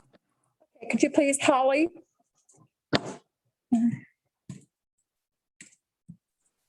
Thank you. Please follow CDPH guidelines. These guardrails exist for a reason. This is the very last line of defense against COVID-19 outbreaks in our schools. The quarantine times with respect to schools are established by the CDC and the San Diego County Office of Public Health. And you can't test out of quarantine. A negative test is reassuring, but does not reduce quarantine time. It It is inappropriate and negligent for the definition of close contact and quarantine guidelines to be even questioned by school boards, much less rewritten. For students who are determined to be close contacts, especially those in schools not following 6-foot distancing, a 14-day quarantine is required. If you get rid of all distancing guidelines, you must prepare for the probability of entire class quarantines. Distance learning model must be preserved to allow students to quarantine without a 2-week interruption to their education. Thank you. Thank you so much. I appreciate that. Dr. Haley is now going to provide us with an update regarding this topic. Staff would like to give any discussion. Please raise your hand, and I will be going around the circle, and every trustee will get a chance to speak on this topic. So this is a topic of concern in the community, and I understand that. And again, not necessarily responding to all comments, but I do want to make it clear that our district contact tracing team works very, very closely with San Diego County Public Health, and we have since last summer, following all of the guidance, all of the regulations, and strictly adhering to them. And to hear someone say otherwise in public comment is simply inaccurate. With that said, there's really 4 source documents that we wanted to make the entire community aware of. The California Education Code Article 8, which is the COVID-19 reopening and public health requirements, is with the agenda and includes a lot of specific information. Secondly, the San Diego County Public Health Order, the one specifically for quarantine of persons exposed to COVID-19, and then the California Department of Public Health framework, which includes a distinct section on quarantine. And then lastly, the California Department of Public Health, more specific quarantine guidance for local health departments, basically the order issued to the local health jurisdictions from the state. One of the things that it merits explaining, there are those who advocate for asymptomatic testing of students. Our district has not required that, and it has not been a requirement of the California Department of Public Health. However, it is a requirement currently for our athletes. We had a mandate for both outdoor high contact sports and indoor sports. The mandate for outdoor high contact sports has been lifted. So we are no longer required to do that, but we are still under the requirement to asymptomatically test athletes participating in indoor sports. There was some mixed guidance on the testing. Our public health officer has said, because again, sometimes people writing rules up at the state level don't understand that there might be more than one athletic competition per week, and we simply couldn't follow it. So it was said we needed to asymptomatically test once a week. And so that is what we are doing. In that, you may have a situation where one of these asymptomatic student athletes test positive. And that is when our contact tracing team, in coordination with San Diego County Public Health, starts carefully investigating who the close contacts are and making sure that they're notified. And again, all of this is in conjunction with San Diego County Public Health. So with that, if there's some questions about it, happy to answer them. Okay, Mike, you requested this. I did request it, and I guess lesson learned there, huh? So if I could take Mo, please, just 5 minutes, and maybe Rob, you can help me understand. The reason that I brought this up was that I've been approached by many parents who are confused about the rules. I know I've been confused. I bet everybody in this room has been confused at one time or another. So I thought it'd be valuable to try to help the public understand these rules, parents though, and students in particular. So if there's anything at all, we can be done. But Rob, if it's all right with you, could I just ask you a couple questions and go down one of these documents, particularly the county one, just for clarity, and maybe if for efficiency purposes, I'll just state my understanding, and if I'm wrong, please correct me. But I think the first point is when parents talk about, when I hear them talk about CDC and other agencies like that, as far as we're concerned, their guidance, right? Our regulator is the county health department. Is that right? It's two, it's the California Department of Public Health and San Diego County Public Health, both. All right. But when They are this, controlling authorities. they're the controlling authorities. If the CDC changes a little bit, it doesn't impact us until they change. All right. So the one I think that is really gets to the quarantine is Dr. Wilma Wooten's order of the health officer back in February. And as I go through this, I might reference, just for clarity, the girls volleyball at LCC as a hypothetical. Okay. But it does say that basically any person who's been in close contact has to quarantine themselves. That's what it says. So that's our regulator. That's what they got to do. That's what they say. That's what we got to do. No, but it defines the close contact as well as if you've been within 6 feet of a COVID-19 patient for a cumulative total of 15 minutes over a 24-hour period. Right? That's what it says. COVID-19 Patient. positive. Yeah, well, and then it described what a COVID-19 patient is, and this is one of the things that I was going to ask you. It says if you've been diagnosed with COVID-19 or likely to have it, you're considered a defined term of a COVID-19 patient.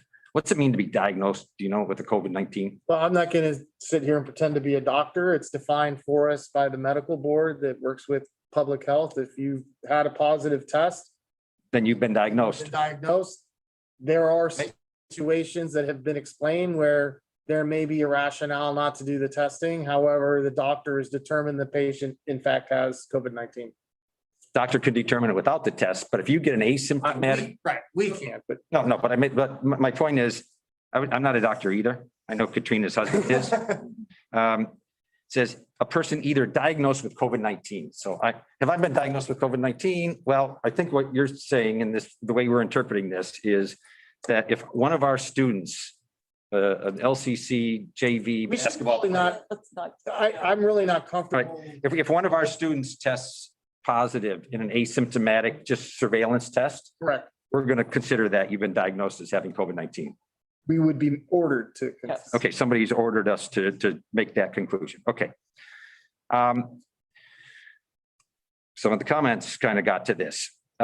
When a student athlete of ours, randomly surveillance wise. And to be clear, we've had, we have an asymptomatic testing regimen because we're required to do that for athletes, but Right. we have lots of students getting tested for other. All the time. I understand.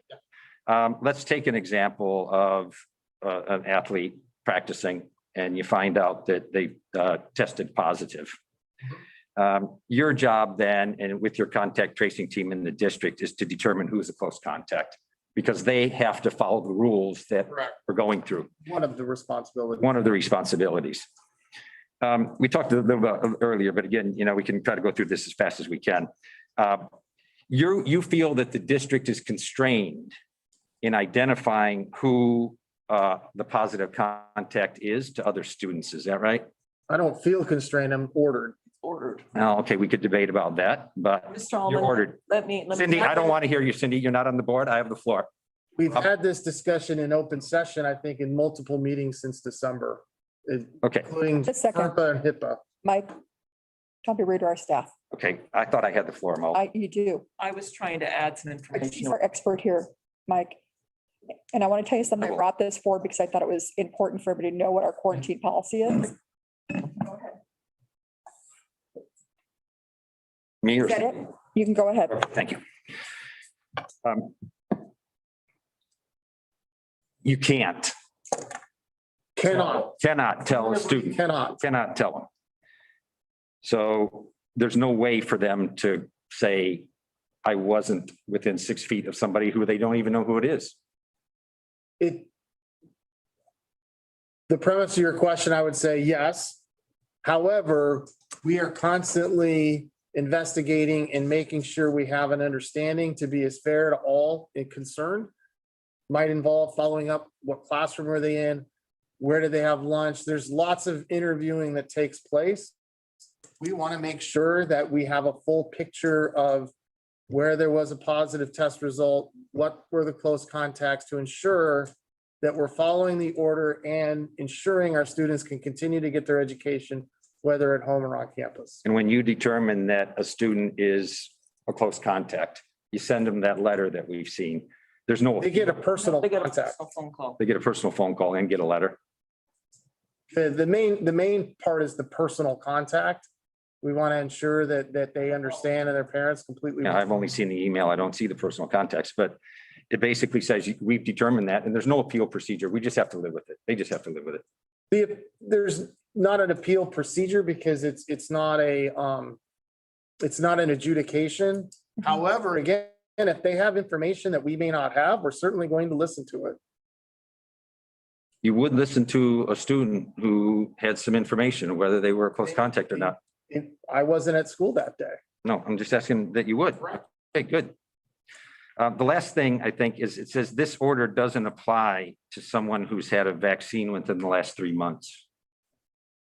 We're still expecting much clearer both guidance and public health orders now that we're moving into the spring with those who've been vaccinated.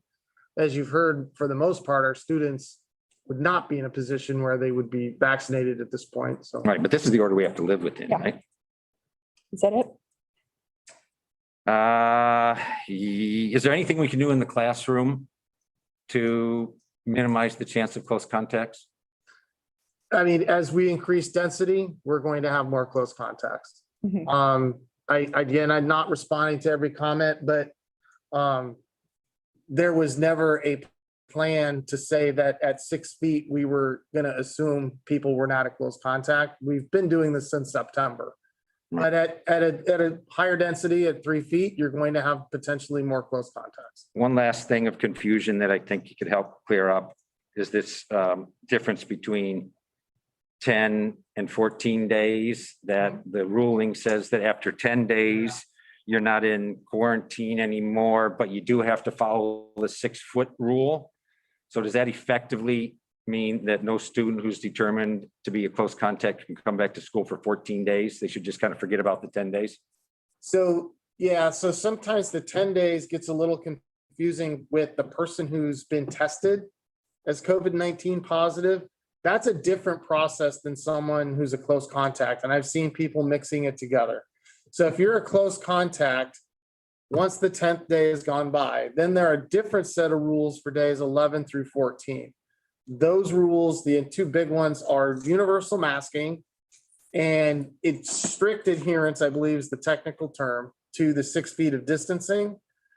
Our county public health department, in conjunction with the county office, have put a very high bar in place for that, saying, we really don't believe in a school environment, especially where you're increasing density, kids are going to multiple classes. You can guarantee that strict adherence. I'm not opposed to showing that we have a way to accommodate that. But right now, that essentially is very restricted. Okay, that's But all I have. we're very aware of all of the rules and regulations in place. And again, I'd like to give some credit to our team. One of our directors, Tina Peterson in HR, works very, very closely and knows all of the people on the medical board. On the student side, Tiffany Hazelwood, the same. And then because the overlay with sports, our Laura Strachan, who's our director of pupil services, those three are really working very closely with the county. No, that's great. And the county's got to take some action. It's just, I mean, I'm walking down the beach with a friend of mine and we're both masked. And for an hour walk, for 20 minutes of that, I'm within 6 feet of him. And then he tests asymptomatically positive. And even though I've been vaccinated 3 months ago, I can't go within 6 feet of anybody. The county has to fix that, Rob. It's ridiculous.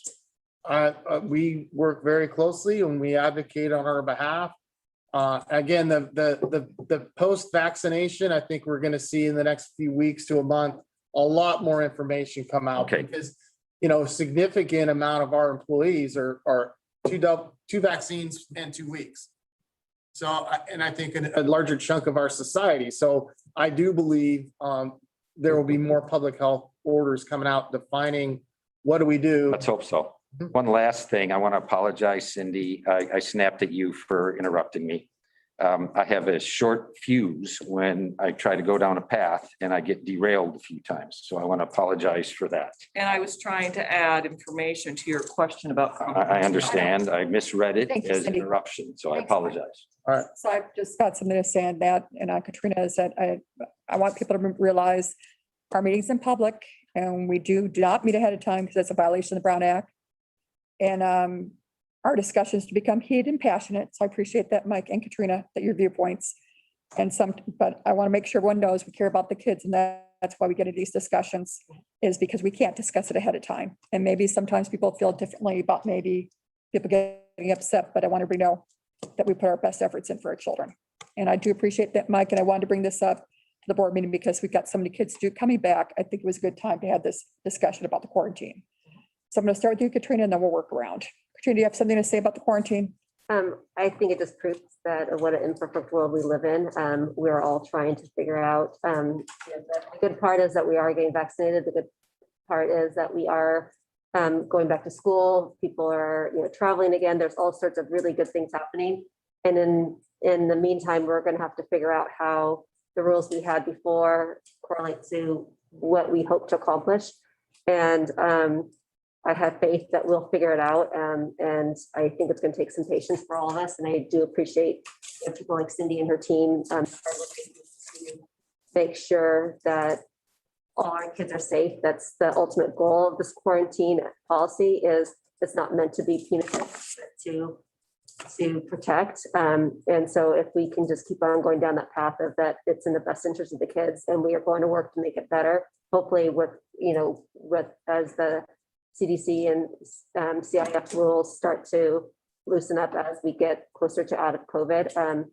Again, it's an imperfect world, and humans trying their best to protect their kids.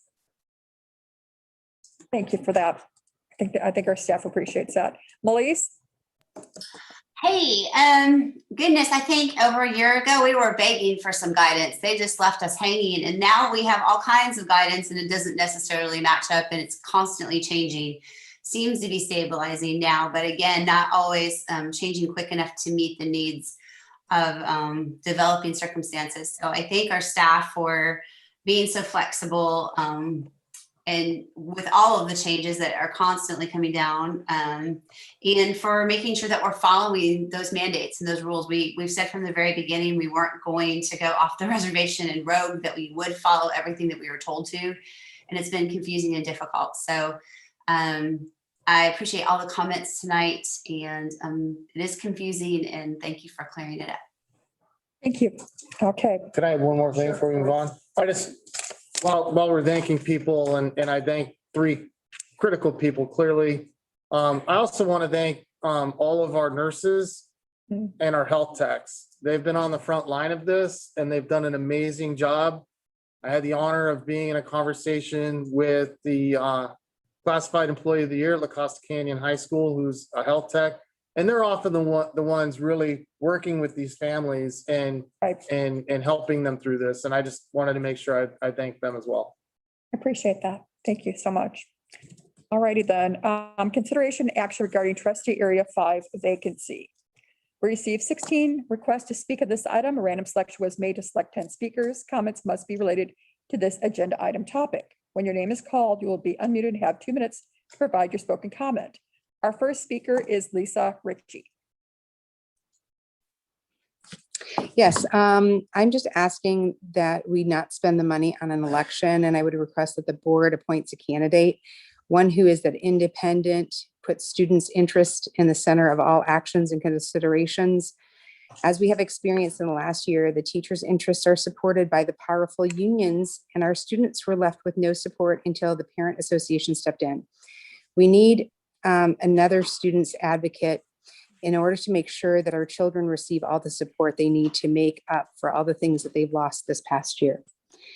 We must have a trustee that has no previous or current ties to the union association, because their agenda is diametrically opposed to the health and well-being of students.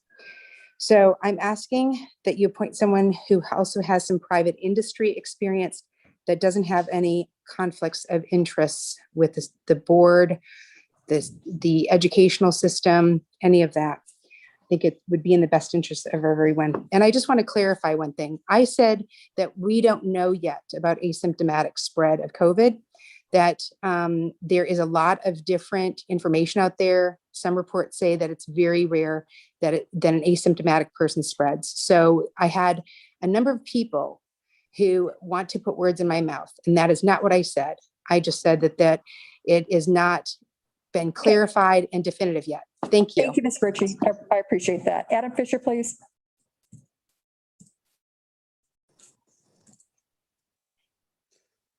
Hello. In some Hello. cases, an appointment may make sense. For instance, when there's a short period of time left before the next election, and the board is generally aligned with each other and the community, then an appointment might make sense. However, that is not the situation here. In order for the community's wishes to be heard, the only fair approach is to hold a special election. Specifically, there's not just a few months left in the term, but rather 21 months left. An election will produce the most committed candidates for the position who can communicate their positions to the community. An elected candidate has more legitimacy, which is especially important during times such as these when there are many critical topics to be decided. An appointment risks inviting controversy, and a special election is the best way to avoid that. Also, bear in mind, students have voices. An election will allow students who are registered voters an opportunity to participate and who represents them. This is a good time to remind the board that the district can expect to receive several $1 million in stimulus funding. Many are calling the stimulus funds the largest cash infusion schools in California have seen in lifetimes. Cost should not be a primary concern. Instead, we should make sure the community's voice can be heard and they can choose who represents them on the board. Thank you. Thank you. Matthew Davis, please.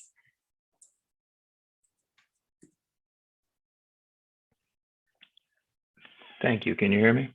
Yes, go ahead, please. Thank you. Thanks. So we live in a democracy. We have time. We have the means.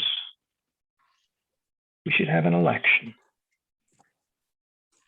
We should have an election that hopefully, but not if history is an indicator, will put somebody in who has real skin in the game in the district. Right now, we have an out-of-state trustee. We have 3 trustees who have no active students or have had any active students recently in the district. We've got political aspirations trumping, pun intended, elected accountability. So let's do it right.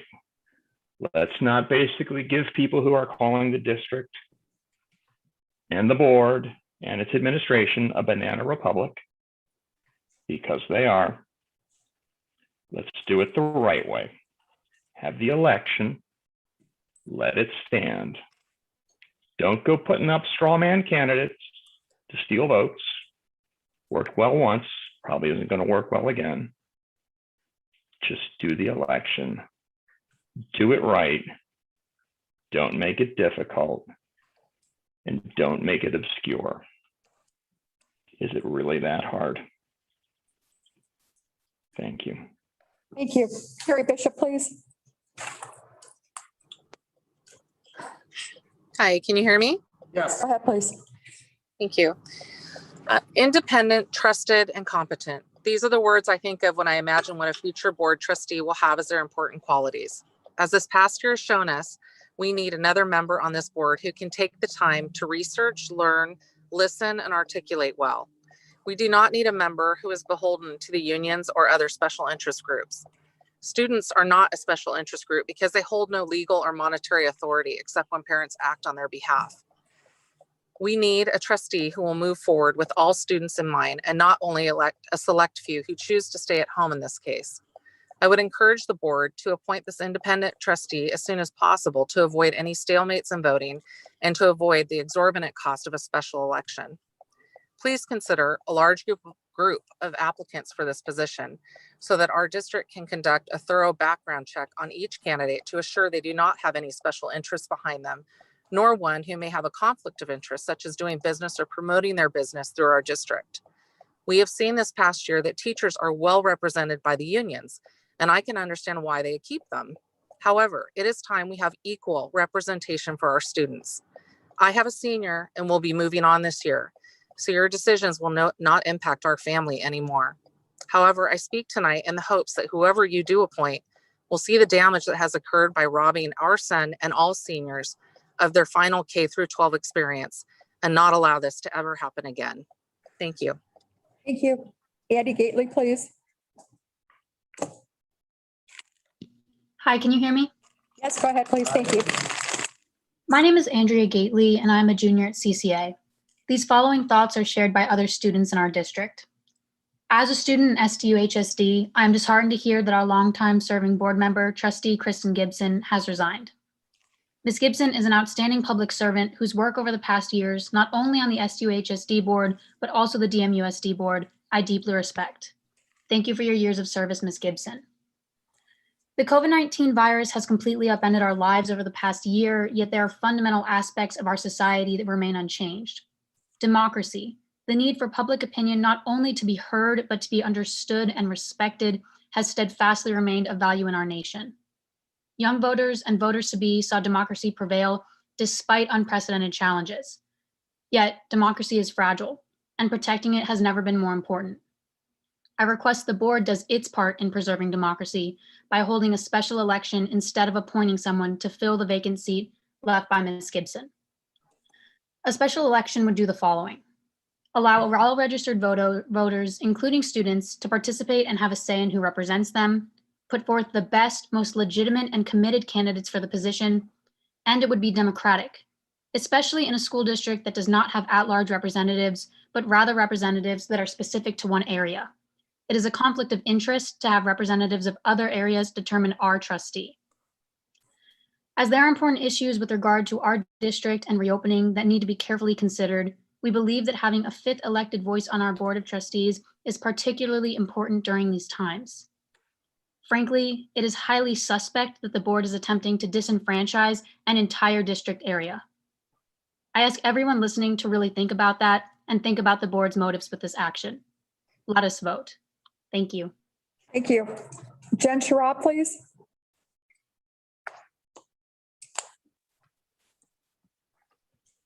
Can you hear me? Yes, go ahead, please. Thank you. I'm sort of speechless from listening to the previous speaker. Well done. I'd like to thank Kristen Gibson as well. She provided unparalleled governance in our district with dignity, integrity, and a growth mindset. She never subjected fellow trustees to relentless inquisition. She never interrupted her colleagues. She did not use, quote, a short fuse, end quote, as an excuse for intolerable behavior. I will miss her presence on this board. Her resignation leaves open a seat for which the regular election won't take place until November of 2022, 21 months away. An appointment is a useful tool, as mentioned earlier, if the regular election is a few months away, not half a term away. A special election is the only democratic option the trustees can choose here. The oath the trustees have taken is to the Constitution of the United States, the cornerstone of our liberal democracy. Because the remainder of the term in question is so long, an appointment violates the oath the trustees have taken. Voters must not be suppressed. A person appointed to represent me and my voice, decided by 4 elected officials for whom I did not vote because I am not a resident of those districts, suppresses my vote and thousands of others. SDU-HSD does not have at-large representation. The only thing an appointment would do is create undeniable conflict of interest for trustees from other areas to decide who represents an area in which they have no constituents. A special election has costs. That's the only reason people present for why an appointment should be made, besides for unions. Fortunately, SDU-HSD has a windfall coming in the form of stimulus funds, $6 million. Please let us vote. Thank you. I appreciate your comments. Kimberly McSherry, please.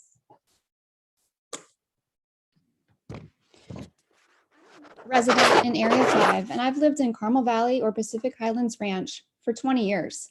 I'm involved in my neighborhood and I've spent a lot of time in our schools and working with my neighbors. A previous commenter said something that highlighted an issue to me about the open seat. She said AP students are being selfish for not wanting to be disrupted, despite being only a few weeks until tests. No student should be more important than another, but I want to note that these students work all year to take these tests. And for some students, they are enormously consequential. Also, APs don't just impact the students taking them, they are a key metric in the school rankings that list CCA as the top school in California, and thus affect homeowners, especially in Area 5. 3 trustees have personal experience with LCC, which is great, but no trustee has that personal experience with the culture and community at CCA. We are lucky to have schools and communities that have such distinct personalities, and it's a good thing that LCC is not CCA. But last spring, students at CCA took 3,592 AP tests. So yes, AP tests and high-level academics are enormously important to many of our families. They do not need to be important to everyone, but the District 5 seat needs to represent the voters that live here and the things they value. District 5 had an elected representative, a representative with a history with our schools, with a child attending a school here and elected by voters in a neighborhood that values education. I wish that the board could save the district the money by making an appointment, but I think the voters in my area deserve to choose their own trustee, a representative truly for our area and elected by our voters. Thank you. Thank you. Molly, please.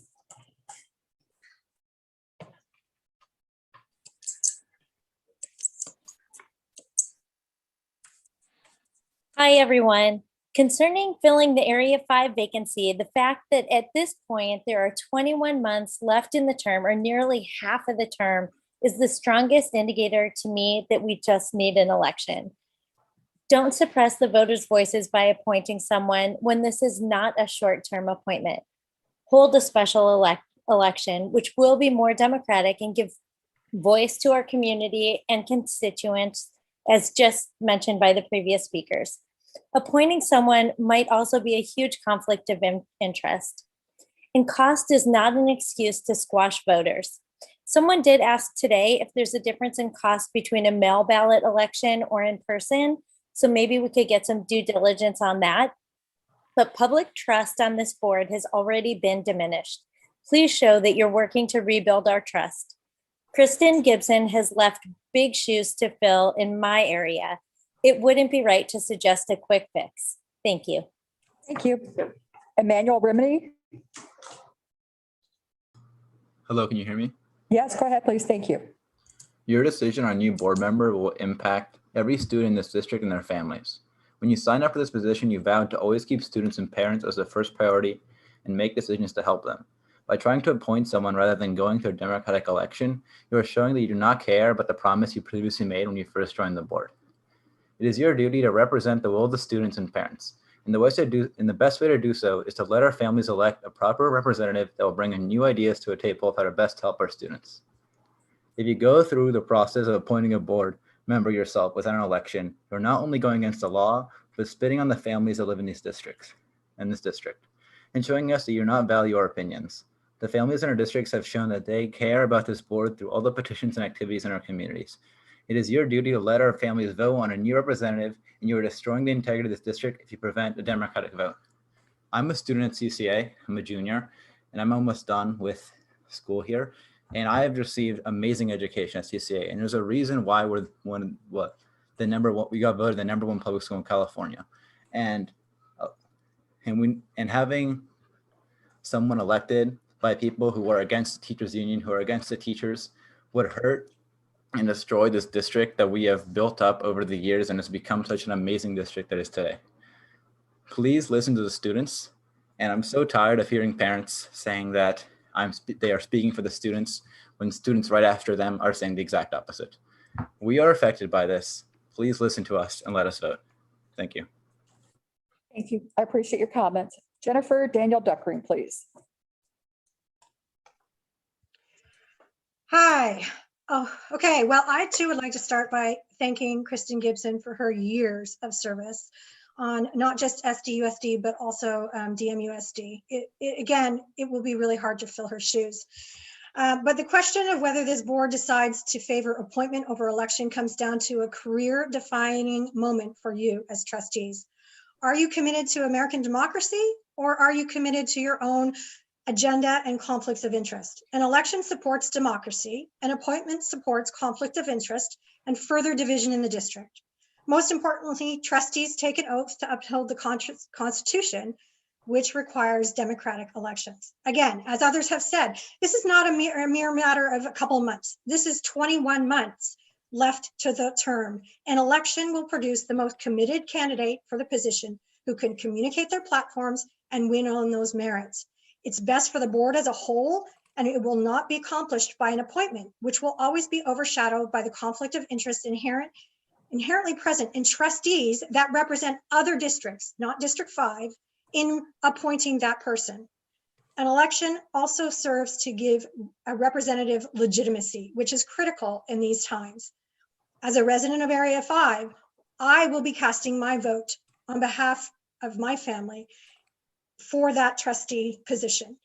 I will have zero authority. I will give zero authority or mandate to any person appointed by the current board. To me, those votes will be illegitimate and resolutions will be also. Seems to me the only reason to favor appointment is cost. We've all heard the district's about to be getting sufficient funding from the stimulus. I suggest that given how you've apparently had no qualms spending money on attorney's fees for avoidable litigation, perhaps allocating funds for an election to this open seat, given that all it represents for legitimacy of our board is money well spent. Thank you. Thank you. I just want to say this on the vacancy is I talked to Dr. Haley, we put this up, but I also called Kathy Hollywood at the City of Encinitas. She's the city clerk. Is they just had an opening for the City of Encinitas, and I went through the timeline with her, and they put someone in within 3 weeks. It was noticed and it was put in the paper, which we've done. We've noticed on our website. It's been on both papers, the Coast News and the Advocate, that Kristen Gibson did step down. And then 3 weeks later, they did appoint a person to the City of Encinitas. Is when I talked to Rob earlier about this, is he's got a questionnaire that he's getting from a generic questionnaire from the county. And have Rob send it out tonight. If you have some questions that you want to add to it, or you want to do some sort of input to this, I'd appreciate that. And hopefully we can get the questionnaire back within 3 days. And then we can forward that out to the people that are applying for this position. So we would have the resume and the questionnaire online. And my timeline is, I would like to choose someone on our April 22nd board meeting. Is that the questionnaire and the resume would go out with the agenda. And then we would have each person speak for 5 minutes. And we would have a transparent and public discussion about this. And I know everyone here knows that we're very passionate about our kids and about who is placed in our board. And like to hear from you. With all due respect, can we spend a little time talking about what an election would mean as well for our district? You laid out very clearly and with a good plan for appointment. But I realize that there is an expense behind the election, but I also know that there's proposed or assumed elections that might be coming our way with special elections for statewide. Is there, if we were able to piggyback on any of those, does that save money for us? My experience in the past has been anytime there's combined elections, there's a monetary savings, but I can't guarantee that in this situation. But yes, the general answer would be yes. And then I guess the other question someone brought up that a mail versus poll election, especially knowing that we're in COVID and the last election was a mail-in ballot. Is the price that's reflected, is that a poll election or is that a mail-in ballot? It was a very preliminary estimate given to us by the registrar of voters based upon a special election that occurred in Solana Beach and a special election that occurred in Poway with kind of a range. The Solana Beach election was mail-in and it was around 9,500 voters. So and I believe that was about $180,000. So we would have somewhere around 26,000 registered voters in trustee area 5. The election that was in Poway, I believe was $450,000. So we would have to work with the registrar of voters, and that's who would make the ultimate determination of what it would cost. I just think that the things that I have two mindsets. One is that obviously fiscal responsibility, especially after COVID, is a huge concern. But you know, we are a very divided community, and there seems to be an erosion of goodwill, and it's worth considering to make sure that all members of our community feel like they're being heard. It would be a good offering to our community to make sure that we are valuing their voices. So you're saying you want an election? I'm leaning towards I want an election. I'm not set in my mind, but I do want to make sure our community feels heard. We hear time and time again with public comments that like I said, I'm holding the line because I feel there's an erosion of trust and people think of themselves on the other sides. And this might be an opportunity to build some bridges, and it's worth exploring. Okay, Melise? Hey, if we held a special election, how soon would we be able to swear in a trustee for Area 5? We would have to work with the registrar of voters to get that election date, to see if there's a possibility of combining it with another election. I can't give you that answer tonight. We have been doing some preliminary work with the registrar of voters, but we don't have those kind of final answers. I think that's important for me to know, certainly cost and certainly timing. I mean, if it's 4 or 5 months, I feel like we are missing Ms. Gibson's perspective, and we're missing that other trustee's perspective. It's a difficult situation. I mean, ideally, we wouldn't be in COVID, and I think it's just even more important right now that we're missing a trustee than ever. That's a good point. But I would love to get some more information about how much an election would cost, how soon it could take place. Would there be a runoff? Like whatever details that you have, I think would be really helpful. And then I think if there's a questionnaire, if we did go the other way, I think one question, and I've looked at different questionnaires just because I was curious about the process. Like, I think one question that is important is, you know, do you know anyone currently on the board? Do you know anyone currently, you know, serving in the district as far as an employee? How are they affiliated with the district? And I mean, I think also, I mean, this is just something I want the public to know. Like, to me, the first qualification for being a trustee is that you love kids and you want to serve them and you want to serve the people who serve the kids. A great resume is lovely, but this job is really about rolling up your sleeves and showing up and just being on campus and talking to kids and their families and their teachers and really trying to see what it's like in the trenches, because who are we to make decisions way up here when we don't really understand what's going on in the trenches? So the more that somebody has the time to do that, to dedicate to that, to be on committees, to, you know, do your homework, one trustee alone can do nothing. So, you know, I hope people will come to the table with the right motives and really want to be part of, you know, a positive, impactful team that's making the difference in the lives of people and making their life better. So, sorry. And then if we have an alumni, like, you only have to be 18. So I would love to see someone who's very close to the student experience give us their perspective. But So Melissa asked about monies. You said between 450 and 600. That was just a preliminary estimate from the registrar of voters. You know, we'll continue to work closely with them if that's the direction the board wanted to go. We have to give the superintendent direction tonight if we're going to hold an appointment. Mike? I think we have, well, should go without saying, a unique situation where we need all the input we can get. I don't want to go as long as I want to have a seated trustee as soon as possible. There's a lot of important decisions we're going to be making in the days and weeks ahead. And I wouldn't want to take 4 or 6 months to schedule an election and let alone pay $500,000. So I think time, money, the important of decisions, we need to have this seat filled, the sooner the better. I feel the same way. We talk about how we don't have a trustee with a child. That's something that you're interested in. Maybe that's the person that you decide that you want, or we can put that, somebody could ask them.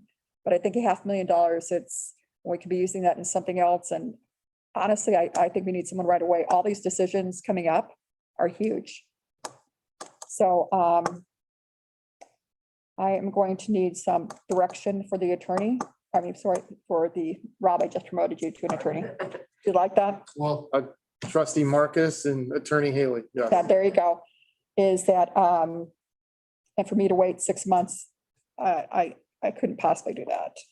Not if it would do harm to our students in our community. And so I'm going to ask for a consensus on our election. Or appointment to this appointment for our board. Would you want to have a appointment on April 22nd? I don't think we're ready. I agree with trustee Mossy that getting a little bit more information, really nailing down the financials is important.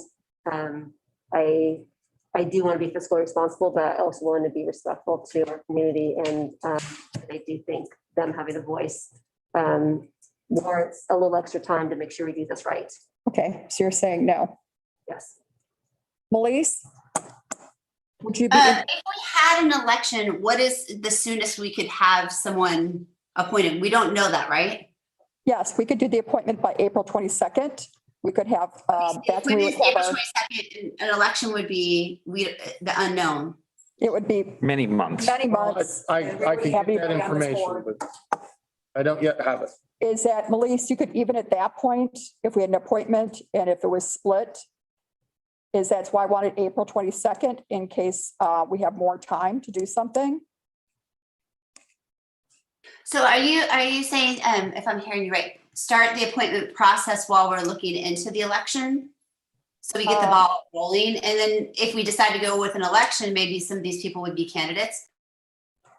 I think it would be disingenuous to our community if we said we're going to do both. And this is also, I think, a leadership decision, is that I think that I have put April 22nd, it would be a board meeting. You'd already have a resume. You could ask questions within that questionnaire. And then we would have time to interview every candidate. And we would have someone placed for our May meeting. Is that, to me, I don't think we can wait. We've got graduation coming up. We've got decisions to make for the fall. I feel like at this time, it's so pivotal. All the things are changing that we really need another voice on the board. And that's why I have suggested the April 22nd day to appoint someone. And I cannot justify spending $500,000 on election when every penny counts, when I feel like all of our parents are paying for sports and for everything. I could never justify something like that. Never. When every dollar counts in this district towards our kids. So, well, point of order, are we going to be voting on whether to do something tonight? Can we vote on something? We are having direction to give the superintendent so that we can have an appointment process on the 22nd. Melise, what direction would you like to go? Do you want to go with the appointment? Well, if it was up to me, I would like to make the decision with more information, but I do feel an urgency as well. If it was up to me, I would say move forward with the appointment process while we are gathering the last bits of data that we need. And if it turns out we could have an election in 30 days, I might feel different, but when do you know that information as far as cost and as far as a date? Well, I'm asking tonight if you want to give direction to superintendent for April 22nd for a appointment. from what we know So we tonight. can't do both is what you're saying. It has to be one or the other. One or the other. And I don't think, you know what else? I don't think it's right for a community to let them hanging in limbo. Is the right thing to do is either an appointment or to go to election. As Rob said, a ballpark price is between $450,000 to $650,000 on an election, money that we could be using in our general fund for something else. But you make a decision, Blaise. Well, no, I definitely don't advocate for spending $500,000. And I definitely feel that there is an urgency, but I wish I knew exact numbers. If I could just add that, I think you mentioned that Solana Beach had the mail-in election, and it was closer to 180,000. But that's small. Smaller. Okay. Small. That's just a small city. We've got 5 cities here in our There's a district. metric based on number of voters, obviously, because the number of ballots that would be mailed out. Yeah. Melissa, I need to know yes or no if you'd like to have an appointment on April 22nd.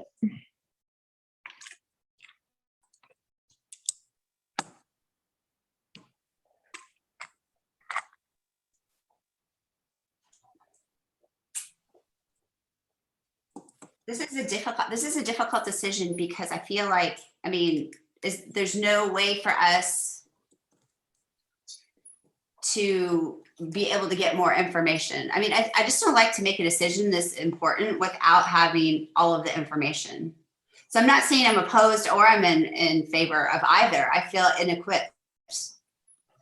And I'm sorry, I don't mean to frustrate anyone with that. I'm just being completely honest. Point of order then, Mo, if it's just hypothetical, if there's 2-1 and an abstention, is that a direction for the superintendent? Well, abstention. No. Well, abstention goes for a yes vote. In general, I spoke too quickly. Direction is one thing, action is another. You have to have 3 votes to take action. You can't move forward without 3 votes. So It's the first consideration decision is action. election versus appointment. It could be converted to an action. This isn't, it says action regarding this, so it would be a vote. I didn't You realize. could, yes. I mean, it could work either way. Okay. It depends upon. Mo, may I have the floor? Yeah, go ahead. I'd like to make a motion that the board adopt a resolution to have immediately pursue an appointment and to have that done on April 22nd. Second. Let's go with the roll call. You may have questions or comments. I'm sorry, questions or comments at this time, Elise?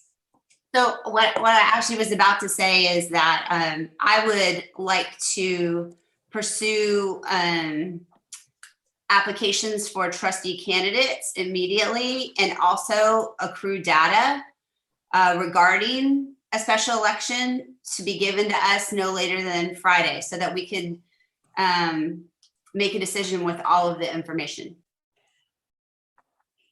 I don't know that we could have that by Friday. The timeline, the draft timeline wasn't set up that way. It's out of our control. I mean, we have to work with the county and the registrar voters. If whatever information I could get the board as soon as possible, I would, but I can't dictate to them.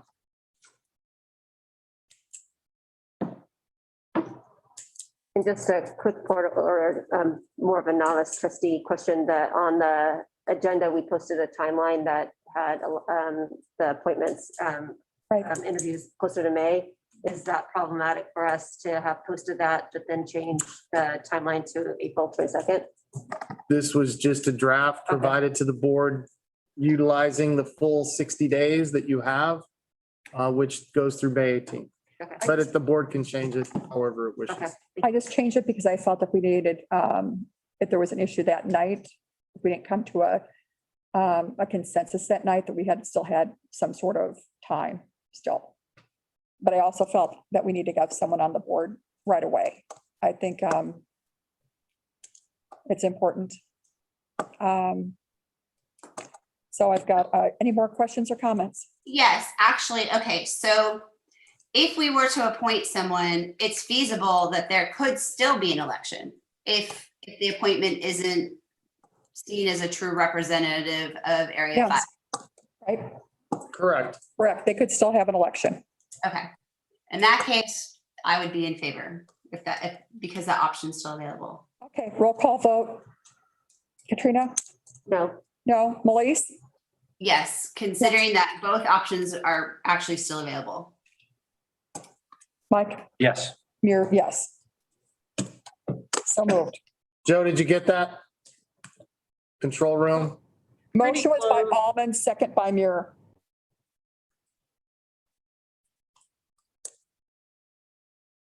Thank you. Okay. Do, Dr. Haley, would the students need to vote also? I think in this case, this is regarding the elected board members. Thank That would be you. my interpretation, Do but they have any comments for us? certainly Sure, if you'd like to comment.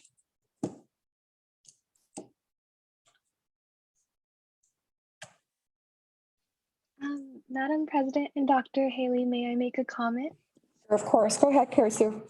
Thank you so much. I would strongly advise the board to move forward with an election. Even though the cost may seem to be high, I think especially right now, we need to build up the trust in our community, and democracy is really important in our district. And as a school board, we should be making sure that the voices of the people represented by Trustee Area 5 are heard.